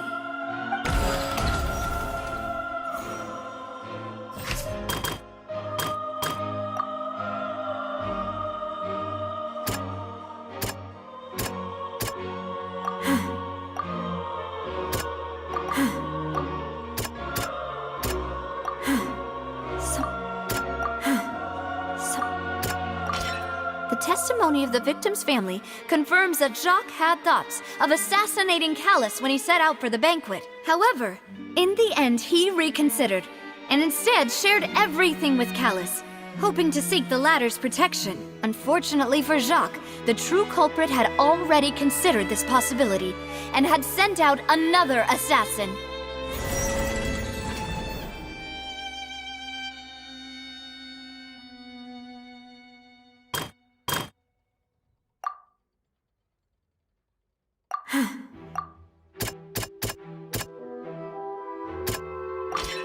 This assassin first shot Jacques, then turned to shoot Callus, only for Callus to wrestle the gun from him and kill him instead.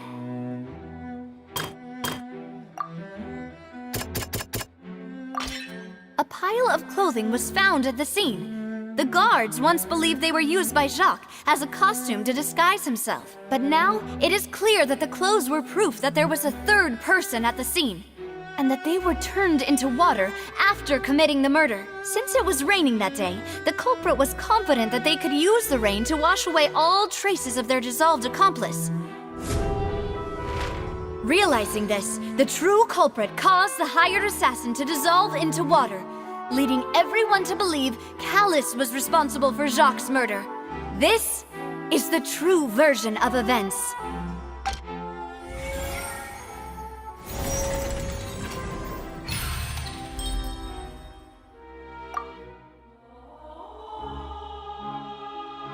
So that's what happened. Wait, you're telling me something as dangerous as water from the primordial sea has been used for all these years? What a great theory. It also explains Callus's and Jacques' respective motives. I guess they didn't shoot each other after all. Mr. Marcel, you are the one being charged with the crime. You should provide a rebuttal if you wish to prove your innocence. Ah, but I think I agree with everything Navia just said. In fact, there was nothing in her speech that directly implicated me. Then, may I ask some questions? In my opinion, we primarily need to determine two things. One, do you have the evidence to back up your claims? I'm afraid not. At least not at this very moment. Boo! If you don't have any evidence, you should just go home! I may not have the evidence with me, but I know where I could go to collect it. If we look up the deserted clothes against a record of people who went missing around the same time, we should be able to find a match. Considering the serial disappearances case, the guards probably kept careful records of all missing persons from around that time, regardless of age or gender. That makes sense to me. Monsieur Neuvillette, I would consider this to be a reasonable investigative direction. Why do I feel like Farina's acting a little differently today? Maybe she's scared of embarrassing herself again? Alternatively, she's become more diligent after charging an innocent citizen in the last trial. My second question has to do with the ensuing duel. If the truth is indeed as you described, then why didn't Mr. Callus explain himself in court? If he had testified that a person had been dissolved, he could have at least mounted a defense. I've thought about this too, and the answer is actually pretty simple. He felt there were things that were more important to him. The dissolving power of water from the primordial sea is an important secret for the true culprit of the serial disappearances case. My father could have exposed it for all to see, but he chose to take it to the grave. At that time, Spina di Rosula was in dire straits, and his reputation had already been shattered. He had no guarantee that going forward with the truth would allow the culprit to be brought to justice. What was certain, however, was that it would paint a gigantic target on my back. Boss once told me that Demoiselle had already been selected as the next target of the serial disappearances case. What? If the secret had gotten out, the culprit would have fought an all-out war with Espina right there and then. I wouldn't have been the only one in danger. All of us would have stood to lose our lives. Of course, the guards might eventually figure out the truth of the matter and determine that we were in the right. But what good would that do? How can a hollow verdict protect anyone? Had this opera house ever given my father any kind of confidence in its brand of justice, Spina di Rosula would have had no reason to exist. But by staying silent, we retained the ability to deter our opponents and continue the stalemate. I was able to become Spina di Rosula's president, which made me harder to target, as well as giving me more time to grow and learn.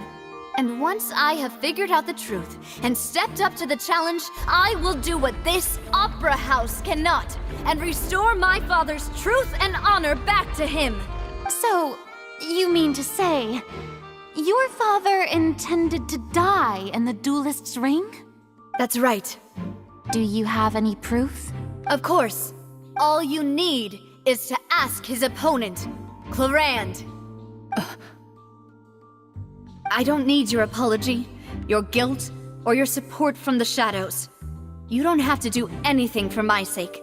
But since he entrusted his will to you, Clarand, you should tell us the truth about his sacrifice. So, during the duel, did you believe that Callus was intending to die? Yes, I did. As a champion duelist, I've fought many battles and taken a countless number of dishonored lives. In my line of work, I've seen all kinds of people give their all for the faintest hope to continue living. Some were determined, others passionate, and some even manic and twisted. Just one look and I can tell if a duelist is hoping to live or if they're looking to die. I hereby swear on my name and honor as a champion duelist that Mr. Callus never intended to leave the ring alive. Since that's your testimony, I have no more questions. It appears there really are good grounds to reopen this case. I concur. However, Miss Navia, you still have not explained the link between your father's case and the serial disappearances case. Right? What she said was fascinating, but kind of... Wait, weren't they just talking about the serial disappearances case? Of course, Your Honor. The two cases are connected via a matter of timing. In my father's case, the culprit intended to kill both Jacques and Callus. As a result, they planned to act after hearing 2 gunshots. And, at the end of Linny's trial, the culprit also only dissolved the victim in front of everyone because they realized they were at risk of being identified. The culprit could only time their actions so precisely if they were already at the scene. Coincidentally, Marcel attended both the banquet and the trial. So that's why you suspected me. Even after hearing your reasoning, I still can't help but find it a little preposterous. I'm used to it, though. You've always been an impulsive and sentimental child, Navia. It's one of your most endearing traits. No need to appeal to pathos. I won't try to refute your points one by one, but even if everything you just said was true, can you prove that I was the only person present at both events? On top of that, does a person have to be physically present to control the timing? Can't someone remotely monitor the place? I don't know what she can say to that. I know that even with that, you might still think you can reduce the list of suspects with some further investigations, until I'm the only one left on the list. Alas, who won't feel at least a little hurt by an accusation of murder from a girl you see as your own daughter? But if I were to dismiss this completely, you'd also think I'm not being considerate of your feelings. Ah well, let Uncle Marcel teach you another lesson. Do you know what the biggest flaw in your reasoning is? I suppose you're gonna tell me anyways. It's timing again. I'm a businessman by trade. From that standpoint, there's no reason for me to kidnap young women. It's a high-risk action with nothing to gain. In addition, I left my home in Snezhnaya when I was young to come to Poisson and work in some trade. My business only thrived when I received Callus's patronage. But the disappearances began before I ever stepped foot in Fontaine. I do apologize, demoiselle. This was my mistake. No, it's not your fault. I'm sure he had come prepared. Is there anything else you'd like to say? Would you like to check the date of my first business license against the first known case of the serial disappearances? You can also take a look at my border entry records, or ask my friends and family when I left Snezhnaya for the first time. Could those records and testimonies do something to appease the unspeakable anguish in your heart? Seems like she got the wrong guy. At this rate, Navia will be convicted for falsely accusing him. I think you've done a superb job of dissecting your father's feelings as he neared the end of his life. But aren't you going against all of his wishes and expectations right now? He wished for you to become more rational, collected, and conscientious, instead of dwelling only on your own feelings. Once you've learned to be more considerate of others' feelings, and to stop rushing headlong into things, you'd have met most of his expectations. This isn't just about me, and it never has been. The biggest difference between me and the rest of the victims is that I still have the ability to search for the truth. The people whose families were destroyed by synth abuse, the people who lost their loved ones to the serial disappearances, and the people who suffered tragic ends due to their sense of justice. Many people's images are flashing before my eyes. I'm sure some are coming to those of you in the audience as well. And whose image do you see, Marcel? Is it a man named Vacher? Oh, so you do know that name. I'm merely surprised you'd suddenly say the name of someone I've never even heard of. I was waiting for you to say that.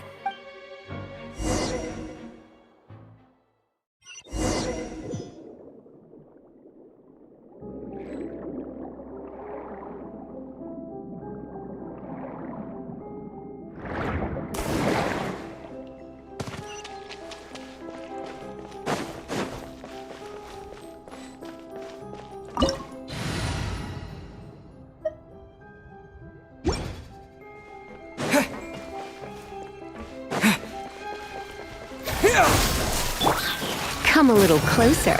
Surrender and I'll be gentle. No escape! Freeze!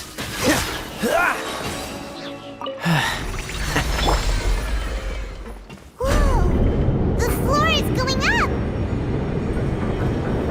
Is it because of this mechanism in the middle?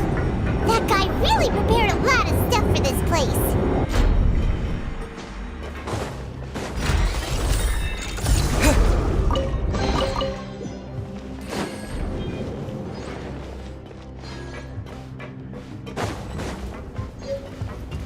Paimon thinks we need to go up, but Paimon doesn't see a way.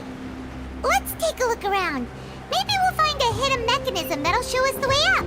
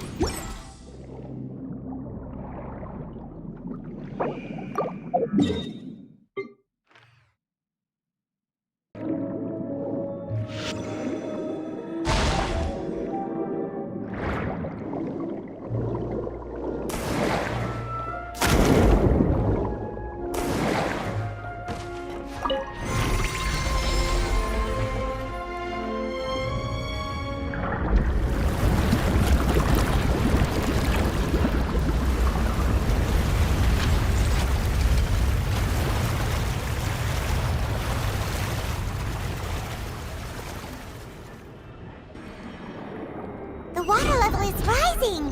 Now we can swim to the top! But this is still a ways away from where we need to go.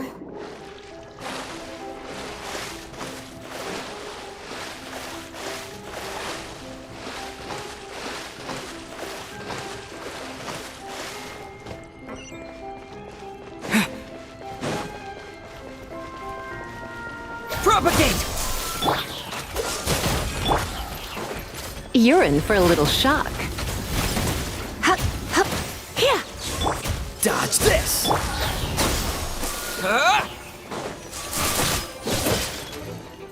Oh, so sorry.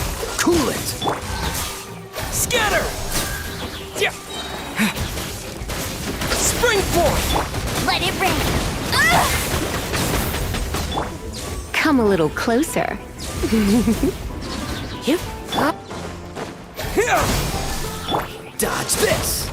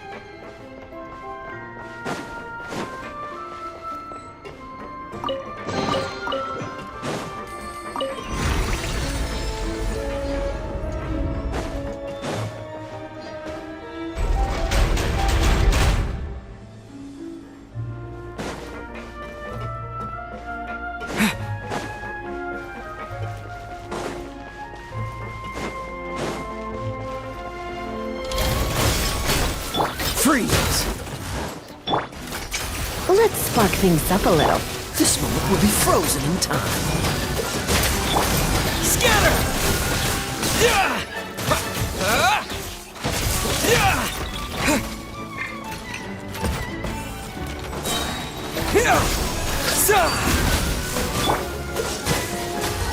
You're in for a little shock. You've been a naughty boy. Scatter!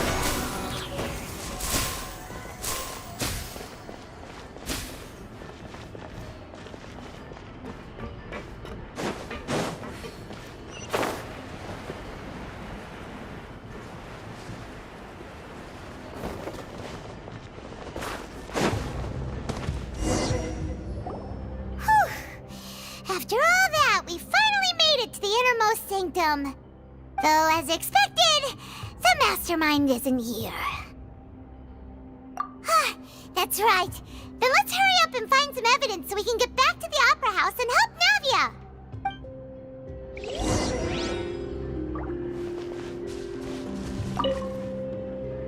What's all this? It's a bunch of really cute things. Pink accessories, a hair tie, a necklace, even a makeup box. Oh, Paimon sees it too, but why are all these cute things labeled with different girls' names? Huh? You mean the girls from the serial disappearances? They were brought and then they were turned into water. And all the boxes of things, these names. That means... Oh, this is terrible!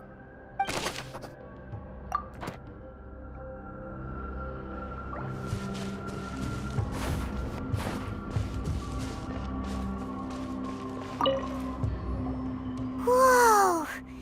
There's so much synth here! And so many bottles of ingredients that probably just contain the waters of the primordial sea. Mixing in progress, ready to drink, stock sample? They've also got all the synth pretty clearly labeled. Whoa, there's even fruit-flavored synth? Yep, it's super obvious.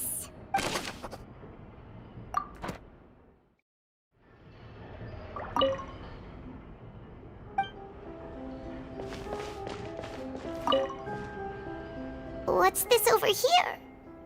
Looks like some kind of place for research.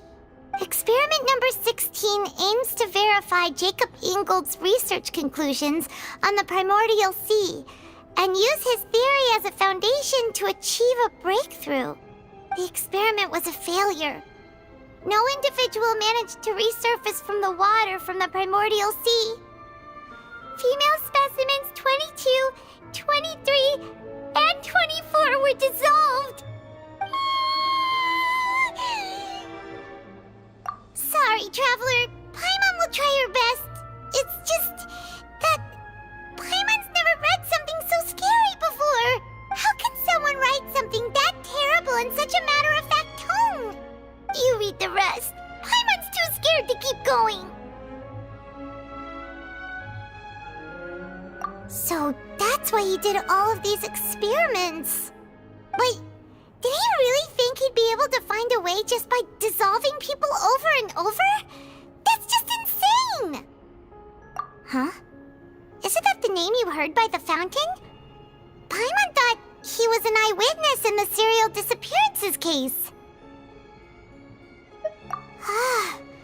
You mean Vache is the one who did all of these...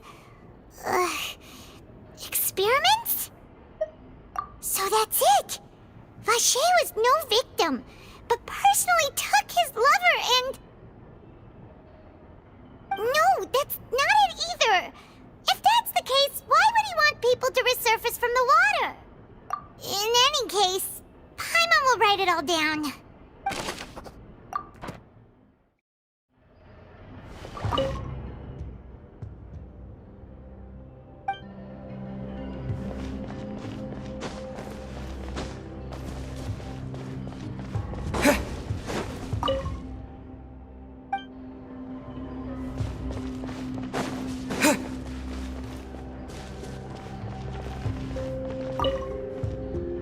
Let's see what's written here.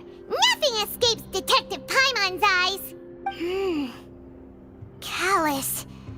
Navia's father. Oh, this seems to be an investigation report on him.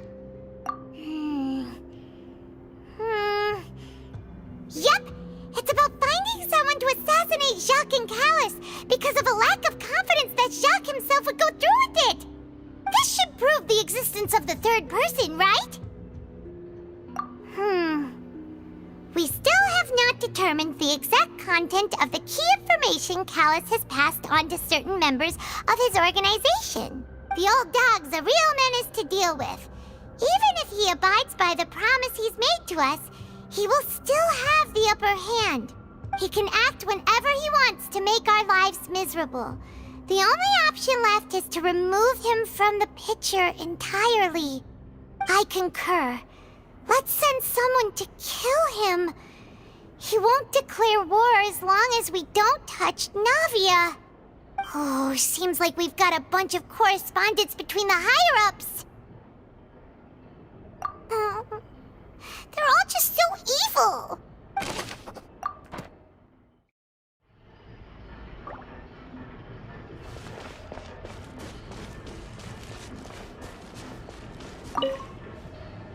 Oh, look! There's an important-looking basin over here, and it's full of water. That means this is where they make all the synth, and that special water is the main ingredient. If you dilute it with normal water, you'll get synth, but the pure stuff can dissolve a human. Paimon will take notes on this incriminating evidence. We've looked at almost everything here, and it seems like our theories were spot on. But yeah, we haven't found anything that reveals his true identity. No wonder even Neuvillette wasn't able to find anything. Whoever it is probably destroyed everything to do with that name a long time ago. That way, even if we bring all this back to the opera, we won't be able to identify the true culprit. Sure thing. Paimon won't admit defeat to this guy either.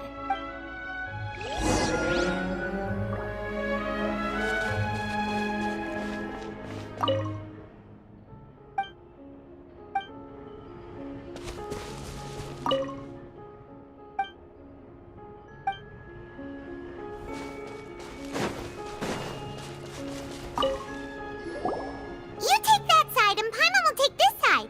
Check everything carefully. We'll find something for sure.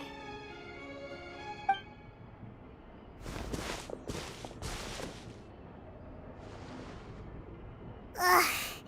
Nothing at all. And Paimon can't even find snacks either. Whoa, really? Let Paimon see. Vinier. Isn't that Vache's lover's name? Then you found her diary. Let's see. Aw, it's just a normal diary chronicling their love story. She was so sweet, too. Oh, Paimon feels even worse for her now. So many! A whole page's worth! But they're all crossed out. Was she unhappy with all of them? The final name she decided on was Marcel. Wait, but Marcel's pretty old. Has this case been going on for so long that he's Vache and Vinier's grown son?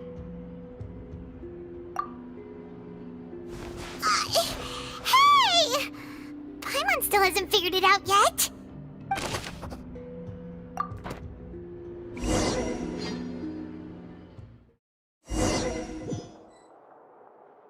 And whose image do you see, Marcel? Is it a man named Vache? Oh, so you do know that name. I'm merely surprised you'd suddenly say the name of someone I've never even heard of.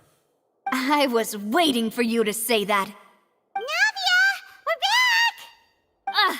As expected of my partner. I just knew you'd return in the nick of time. Just how often do you intend to flout the rules of this court? It's all right, Monsieur Neuvillette. Given their confidence, I expect they've found the crucial evidence.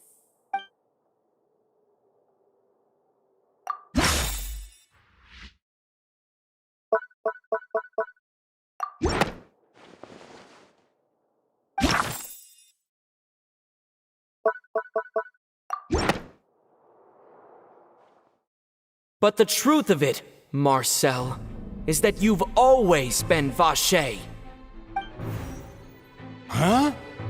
We've investigated your lair and we already know everything! After your lover, Vinier, was dissolved, you kept abducting young women to experiment on the hopes of bringing her back to you! You even created Marcel as a new identity and destroyed all records of your past as Vache! So that's it. Even the villains in opera performances rarely go that far. And with that, Marcel's motive has now been established. This information regarding your past also dismantles your prior timing defense. Well, Marcel, do you know where you went wrong? You fixated your gaze on the lover that passed away, instead of paying attention to the living people around you. So, you never noticed how we changed, or how we grew as individuals. You also never understood Boss's real expectations for his daughter. Or our determination to see things through. Your determination. Mr. Marcel, please speak up now if you would like to defend yourself. Otherwise, the trial will move on to the next stage.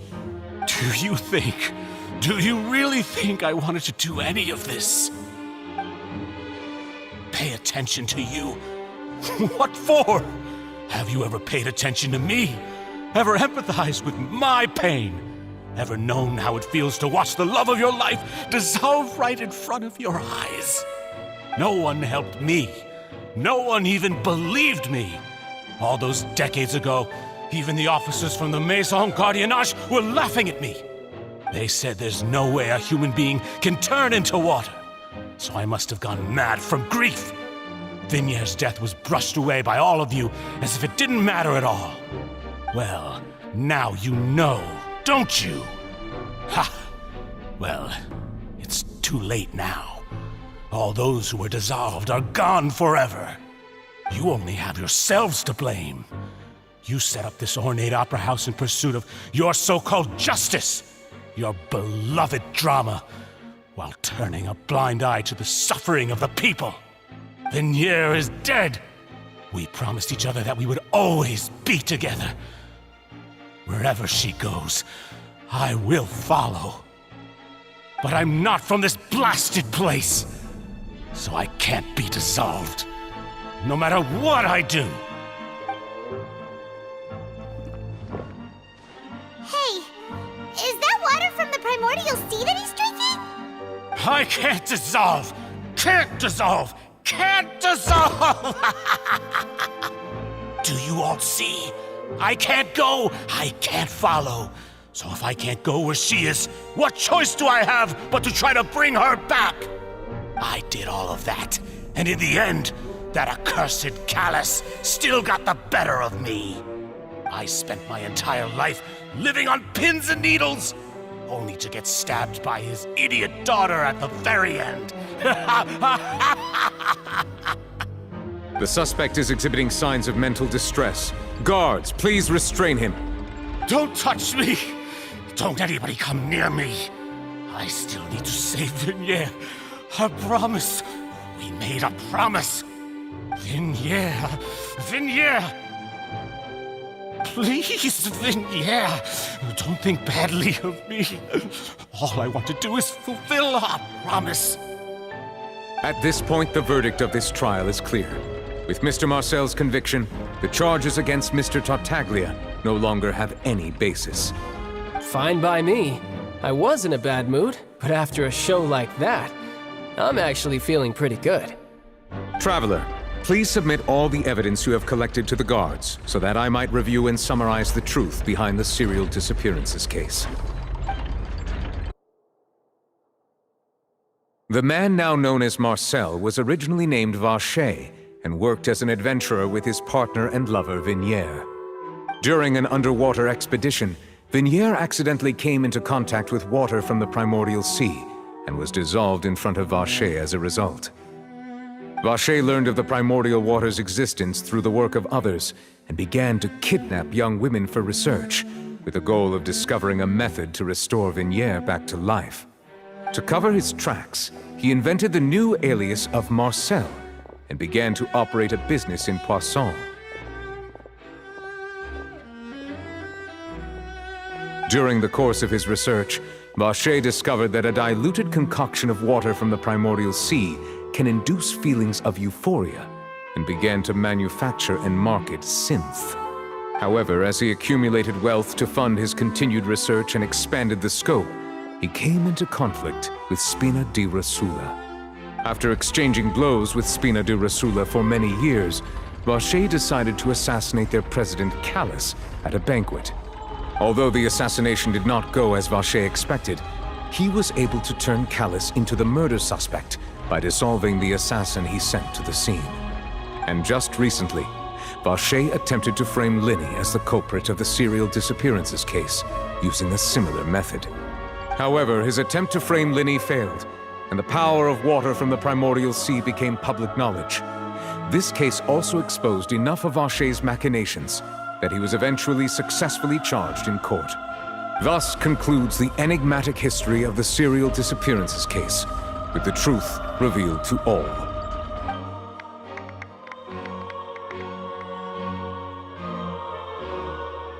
The Oratrice will now deliver the final verdict regarding the charges against Mr. Vacher.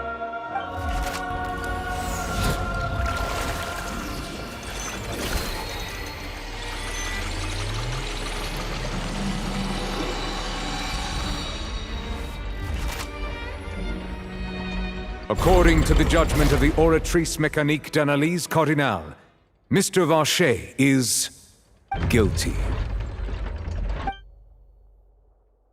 Guards! Take Vacher away. Good. It's what he deserves. With that, the serial disappearances case is over now. We really just witnessed history. Who would have thought the true culprit would be such a polite and well-spoken guy? Yippee! We helped Navia bring the bad guy to justice! He's hurt so many innocent people and now he's finally getting what he deserves! Huh? Are you okay? Demoiselle, you were absolutely brilliant. The day our late boss had always hoped for has finally come. You can rest easy now, knowing justice has been served. Yeah. It's finally over. It's all thanks to you guys. And my partner. See, Papa? Spina di Rosula's still doing well with me at the helm. Well now, hasn't this been a most delicious piece of drama? The villain has been caught, justice has been served, past wrongs have been righted, and it's a big ol' happy ending. Since it's been such a great show, I'll just let the false accusations against me slide. Either way, I've still got some business to attend to. So, if you'll excuse me... Please wait just one moment, Mr. Tartaglia. What now? None of this has anything to do with me. According to court protocol, since this trial was initiated due to a charge against you, a verdict must also be made regarding the initial charge before the trial can conclude. Oh, come on. Is this really necessary? Haven't you already caught the real criminal? Isn't it time for side characters like me to exit stage left? Please respect the laws of Fontaine. This has always been the rule. All right, but this sure is a lot of hassle. All I need to do is stand over there, right? Let's just get this over with. Through evidence presented in the public trial that was just held, it has been established that Mr. Tartaglia has no direct connection to the serial disappearances case. The guilty party has been identified, and thus it is logical to suppose Mr. Tartaglia is innocent of the charges. We now turn to the Oratrice Mécanique d'Analyse Cardinale to render the final verdict on the charges. According to the judgment of the Oratrice Mécanique d'Analyse Cardinale, Mr. Tartaglia is guilty. What? Hey! That's not funny! Didn't you just say I'm supposed to be innocent? What's with this verdict? Is your justice machine malfunctioning? Huh? This has never happened before. The Oratrice actually returned a different verdict from the Chief Justice. I mean, have you ever heard of an innocent Fatui Harbinger? Do you think the Oratrice might have just convicted him on general principle? But weren't the charges about the serial disappearances case? No matter what else he's guilty of, it shouldn't affect the verdict in this case, right? The judgment of the Oratrice Mécanique d'Analyse Cardinal is, by law, the final verdict of the court. We must accept the guilty verdict. Guards, please take the suspect into custody per court protocol.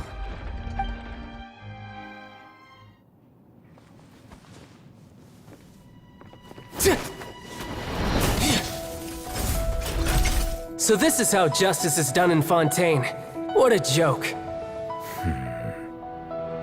You've got your rules. Well, I've got mine too!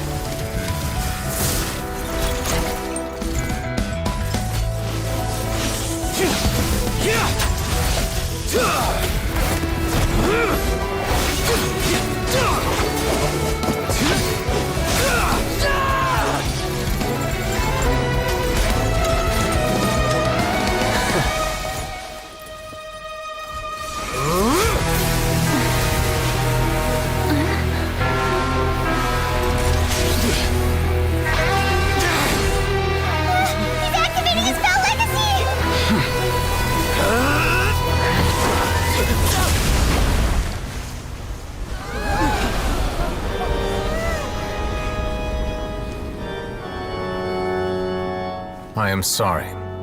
If you have been wronged, we will find the truth. But the rules of the court must be upheld.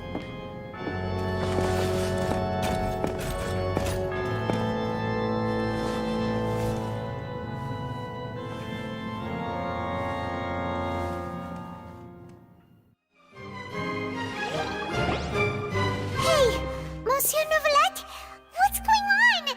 Shouldn't they have been cleared already? Apologies.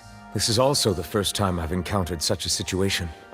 However, according to the rules established at the conception of Fontaine's court system, the Oratrice's judgment is the final verdict of the court. All I do is follow court procedure. As for why the Oratrice arrived at the conclusion it did, you should probably ask someone more knowledgeable than me.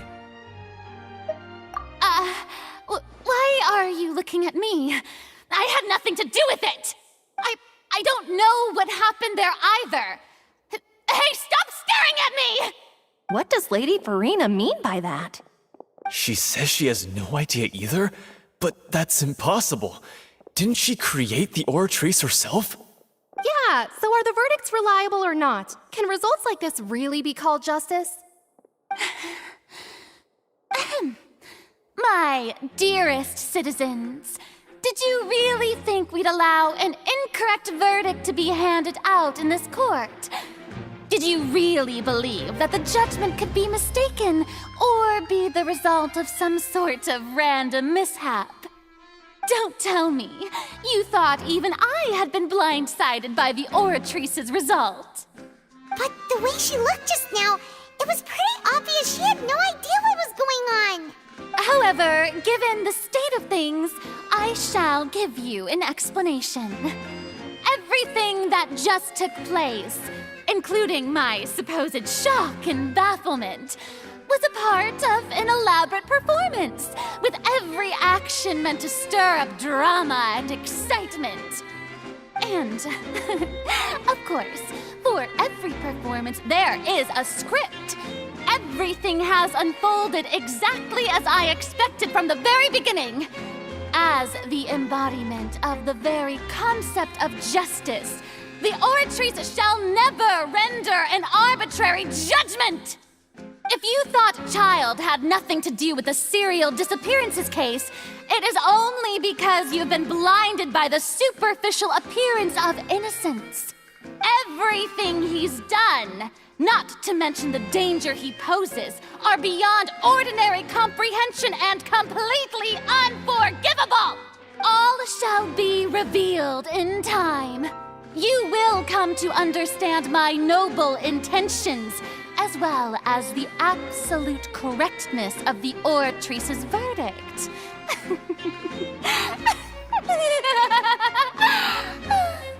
Now, having said that, although I hate to leave things hanging in suspense, it is now time for this performance to end. As the lead actress, I shall be the first to take my leave. Toodaloo! So she chose to make her escape after all, did she? So you're saying we shouldn't put much stock into what she just said? She probably just put on that performance to save face.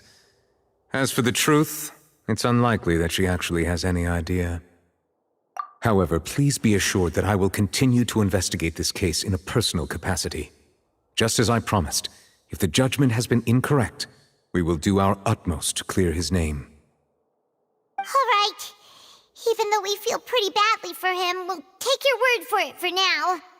After all, he's done plenty of bad stuff, so he should have known he'd go to prison someday, right?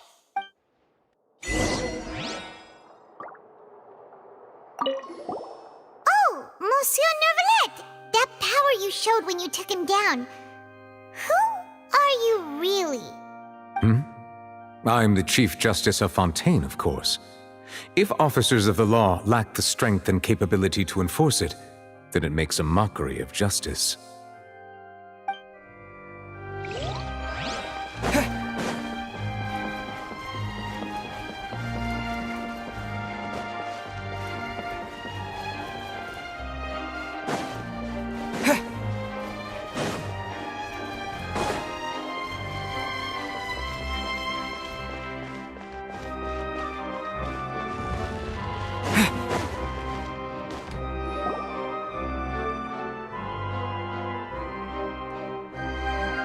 Hey, what are you doing? Quick, stop him!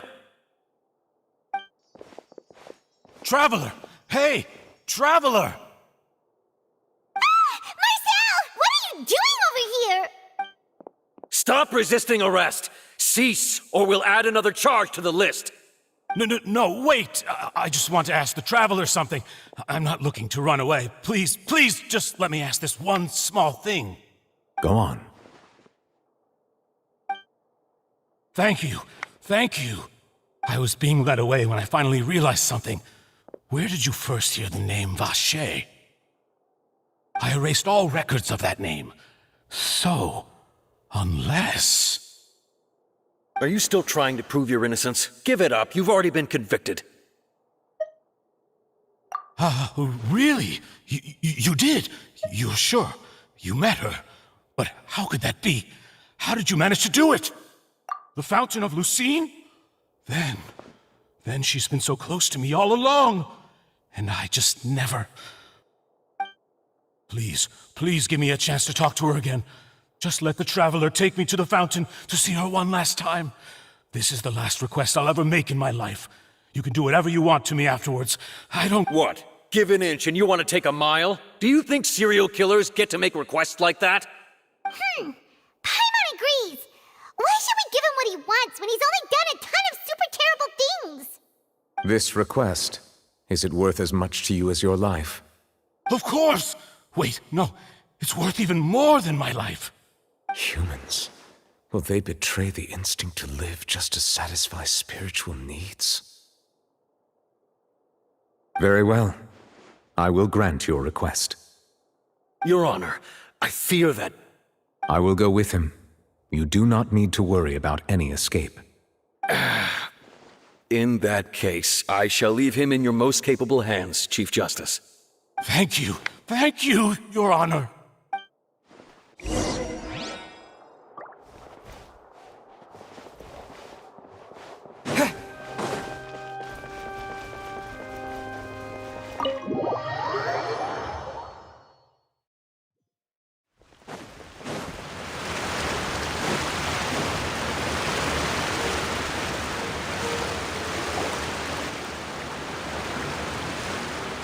Is this the place? You said she's here, but what do I need to do to see her? Yeah, and even Paimon could hear her after drinking that thing. Didn't you just drink a lot of it on the stage as well? Oh, in that case... Vacher! Ah! Yes, that's it! So you heard it too! Vinier, it's me! It's me, Vacher! Vacher? Vacher, I'm here! I'm here! Where are you, Vignier? I'm coming for you. I'm finally here for you. Hey, wait! Be careful! Hey, wait! Vignier, is that you? It's me, Vacher! Vignier! Vacher, why did you come? Didn't I say? You don't need to look for me. You look a lot older than I remember. How long has it been? It's been more than 20 years. I've suffered for over 20 years since the day you left. All this time, only the thought of bringing you back has kept me alive. Nothing else mattered to me. I must be dreaming. Who would have thought I'd get the chance to tell you all of my feelings like this? Vignier, you are my everything. I really don't know how I could live without you. But Vacher, if you ask me, this world would be better off without you. What are you saying? If not for you, I would have finished my law degree and probably become a top-tier attorney one day. If not for you, I would have continued to pursue my love of the arts, and my works would have been displayed in the Palais Mermonia itself. If not for you, I would at least have been able to take care of my mother. And she would not have grown old and died alone, with nothing but the tears on her cheeks. It's all because of your selfishness, Vacher. It's all because of you. You... Wait, you are not Vignier. Who are you? You're right. I am not Vignier. I am the sacrifices. Every woman who died by your hand, as our bodies dissolved, our consciousnesses flowed back to the primordial sea. Our thoughts circulated endlessly within the primordial sea, and we were no longer individuals, but we became one, just as streams of water come together in the sea. I'm Cressy. I'm Lemony. I'm Azine. The only one I am not is Vignier. Why? But then, where is Vignier? She doesn't want to see you anymore. Every tendril of her consciousness is avoiding you. This is what you get for your selfishness. Your selfishness robbed us of our lives and our futures. You said time and time again that you'd do any and everything for her. But did you ever consider whether she'd want to see you do the things that you did? If she would despise you for what you became?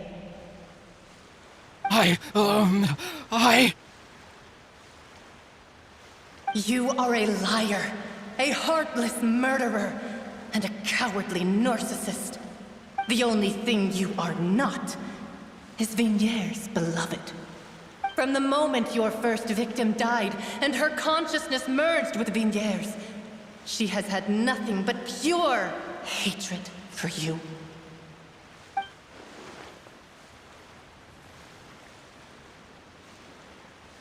No!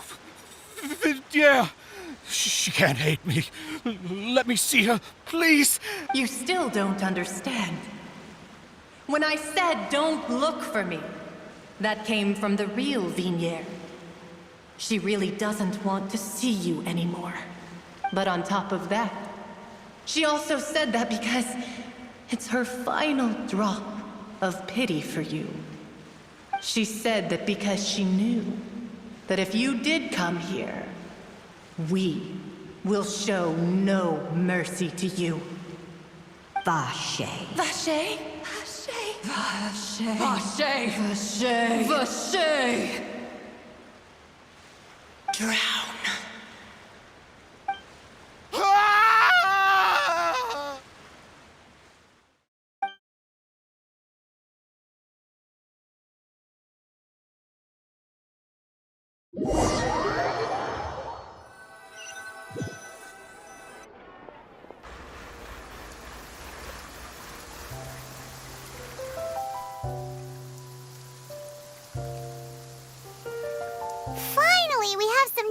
do shopping. Gosh, it's really been a long time since we've been able to relax. Huh. Well met, partner. I knew something great was going to happen when I woke up in such a good mood today. Even this weather can't put a damper on the demoiselle's mood. It's a pleasure to see you both again.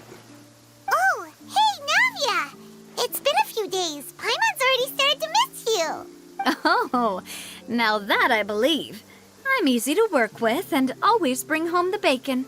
Who wouldn't treasure having a partner like me? Sounds like you're really enjoying life these days, Navia. What have you been busy with since the trial? It's just been one thing after the other.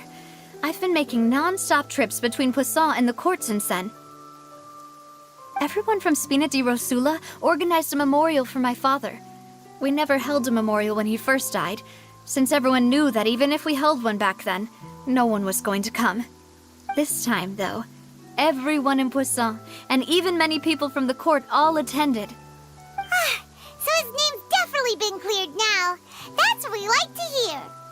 It's been the dearest wish of Demoiselle all along.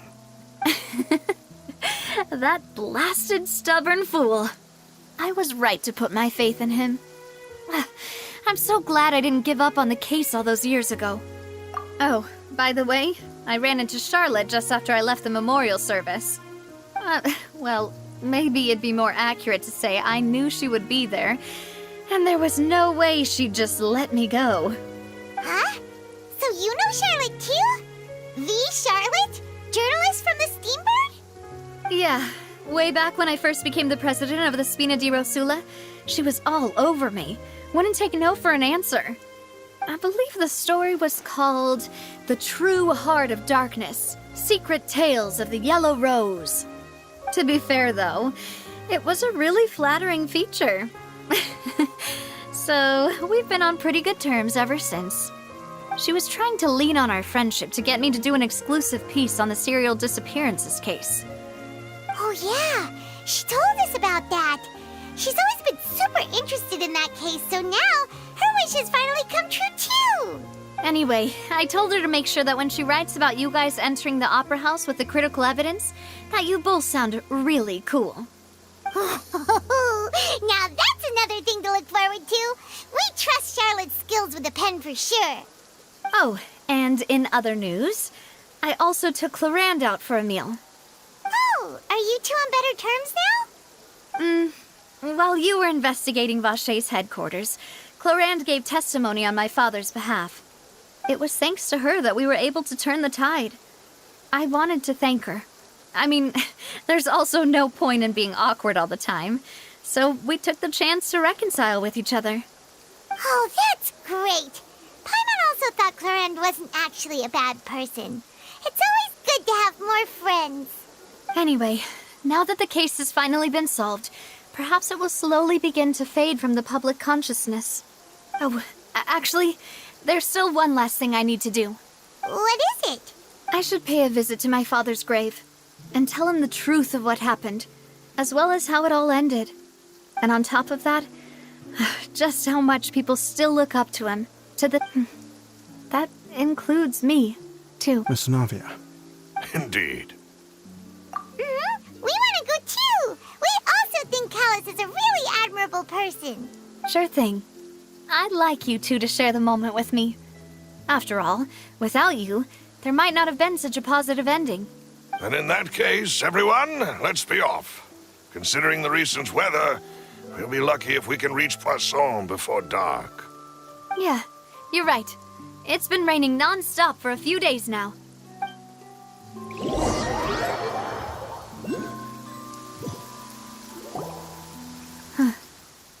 This is where my father's grave is. To be perfectly honest, even I haven't been back here for... Huh? There's someone there already. Wait. That figure. It can't be... Isn't that Nervalette? Why would the Chief Justice be here? Huh? Navia?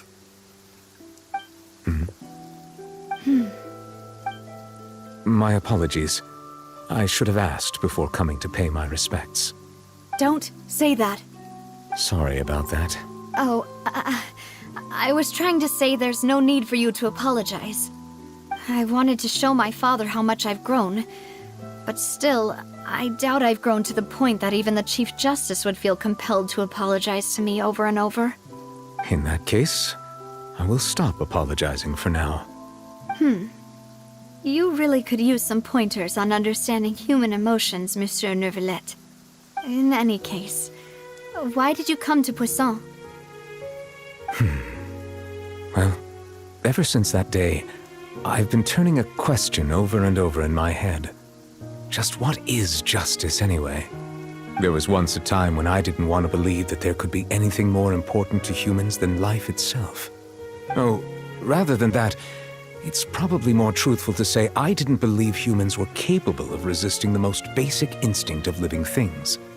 That they could rebel against their own nature, or consider certain things to be more important than their own lives. Which is also why I didn't stop your father from beginning that fateful duel. I believed that a truly innocent man would never throw away his life like that. That there was nothing, should have been nothing more important than one's own continued survival. But Mr. Callus proved me utterly and decisively wrong. If not for his sacrifice, the serial disappearances case would have remained unsolved to this day. Mr. Callus made the choice he did for his daughter, for his associates, and for many people completely unrelated to him. And in the end, from a certain perspective, one could say that he did it all for the sake of justice. A justice that's higher than life itself. So, you asked me why I came here. I just wanted to say my apologies to Mr. Callus in person. I should have noticed all of this much sooner. This regret has filled me with a sadness that has haunted me for days. That high and mighty chair in the Opera Epiclese indeed insulates one from many important things. Spina di Rosula, thank you so much for your hard work and perseverance. I'm sorry for being mad at you before. So, you're actually one of those types that's cold on the outside, but pretty thoughtful on the inside, huh? That reminds me of Silver, one of my guys. Sorry about that. Self-expression is not one of my strong suits. Didn't I just say you don't need to apologize? So Navia and Neuvillette seem to have made their peace as well. Let's not disturb them for now. We can wait till after they're done.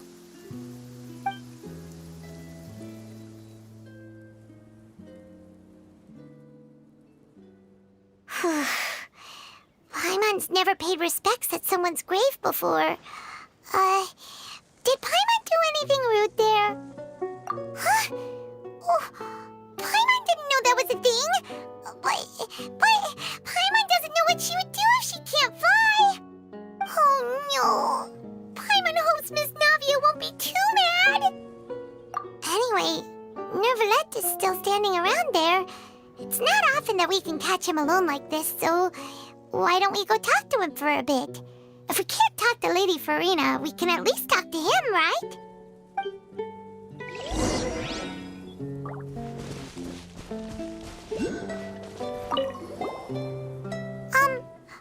Paimon's really sorry, Navia, but Paimon did something pretty disrespectful just now. What are you saying, Paimon? I don't think I get it. Well, aren't you not supposed to fly around someone's grave? Huh? Who told you that? Hey, Traveler! Why did you mess with Paimon again?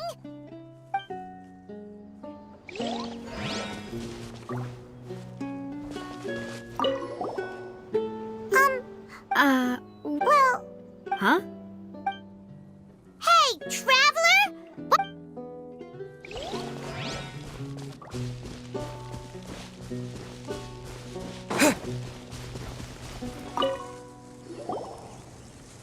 Oh, it's you two. Did Miss Navia invite you to come pay your respects to her father? Mm-hmm.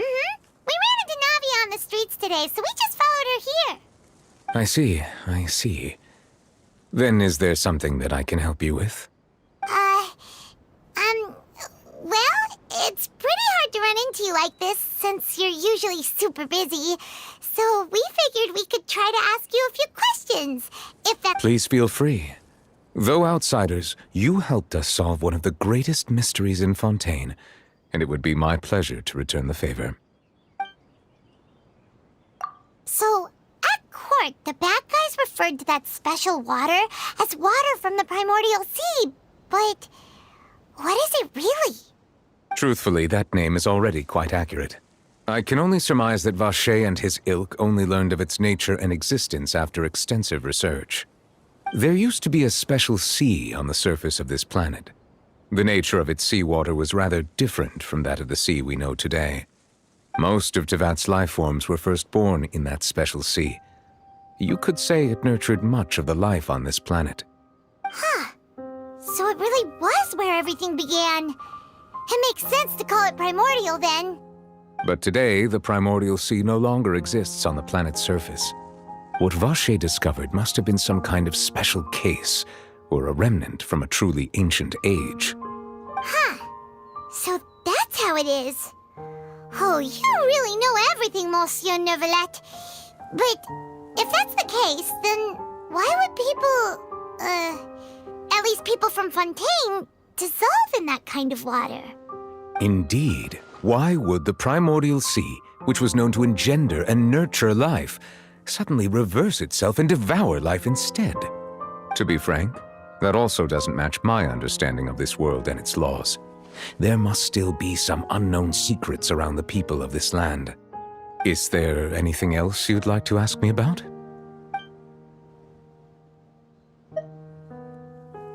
That the sea levels will rise and everyone will be dissolved in water, leaving Farina crying alone on her throne, but the sins of the people will be finally washed away for good.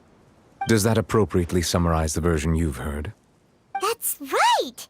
It was Linny that told us back then. And that about covers all the main points. Yes, up to the present, I think we reached a point where we have no choice but to confront this prophecy directly. Rumors have it that this prophecy is rooted in the last words the former Hydro Archon left to the world before she passed away. A prophecy? Of the former Hydro Archon? Wow. This is the first time that we've ever heard of it. 2 parts of the prophecy have already proven correct. The rising sea levels and the ability of the people of Fontaine to be dissolved. We should be more vigilant and stay on the watch for further signs. Speaking of the prophecy, Farina has also always taken it quite seriously. Indeed, she has been collecting information and intelligence from across Tevat for this purpose. If the rumors were true, then perhaps this prophecy is the conundrum left to Farina by her predecessor. But with Farina being the way she is, can we really trust her to solve it? Is there anything else you'd like to ask me about? My apologies. My investigation has still not reached its conclusion. However, I still believe the judgment of the Oratrice was not rendered arbitrarily. Huh? But you also said you thought he was innocent. For many years, I have been quite aware that the Oratrice does not simply mechanically repeat the verdict that I give on each case. As a divinely created mechanism, the people's unified faith in the concept of justice is integrated into it. Not only can it produce the incredible power of indemnitium, but it likely also possesses other traits, such as self-awareness. Which is all to say, I have been prepared for a situation like this for a long time. Huh. So when Linny told us that he heard a human voice from the room where the Oratrice's core is stored... I was not aware such a thing had occurred. Perhaps that could serve to prove my conjecture. I will add that to the list of items to investigate. In any case, I am inclined to believe that the Oratrice does have a methodology all its own. We just do not have enough information. Based on Farina's reaction, I doubt even she had any idea what was going on. She managed to bluff her way through it, though, with her time-tested twin tricks of bravado and drama. While we do intend to get to the bottom of this, for now, we regret to say that the Fatui Harbinger will just have to bide his time in the fortress of Meripede. If we did incorrectly convict him of crimes he did not commit, we will most certainly compensate him to the fullest extent allowed by the law. If you ask Paimon, the only compensation he'll want is a no-holds-barred fight with you. Is there anything else you'd like to ask me about? Your sibling, another blonde-haired traveler. I'm sorry, but I've never seen anyone who matches that description. If she ever stepped foot in Fontaine, I'm sure she followed our laws to the letter, and had no reason to appear on the stage of the opera Epiclese. Is there anything else you'd like to ask me about? Very well. It was my honor to provide you with what answers I could. I very much enjoyed conversing with you. It will soon be time for me to leave this blissful tranquility behind and return to Palais Memornia. You really are super busy, Monsieur Neuvillette. Paimon thought you only came here to pay your respects today because you had the day off. Crime and villainy do not have the day off, and so justice must work around the clock as well. This is merely the nature of a justice's work. All right, you've got a point. Huh? Paimon just noticed that the rain has stopped.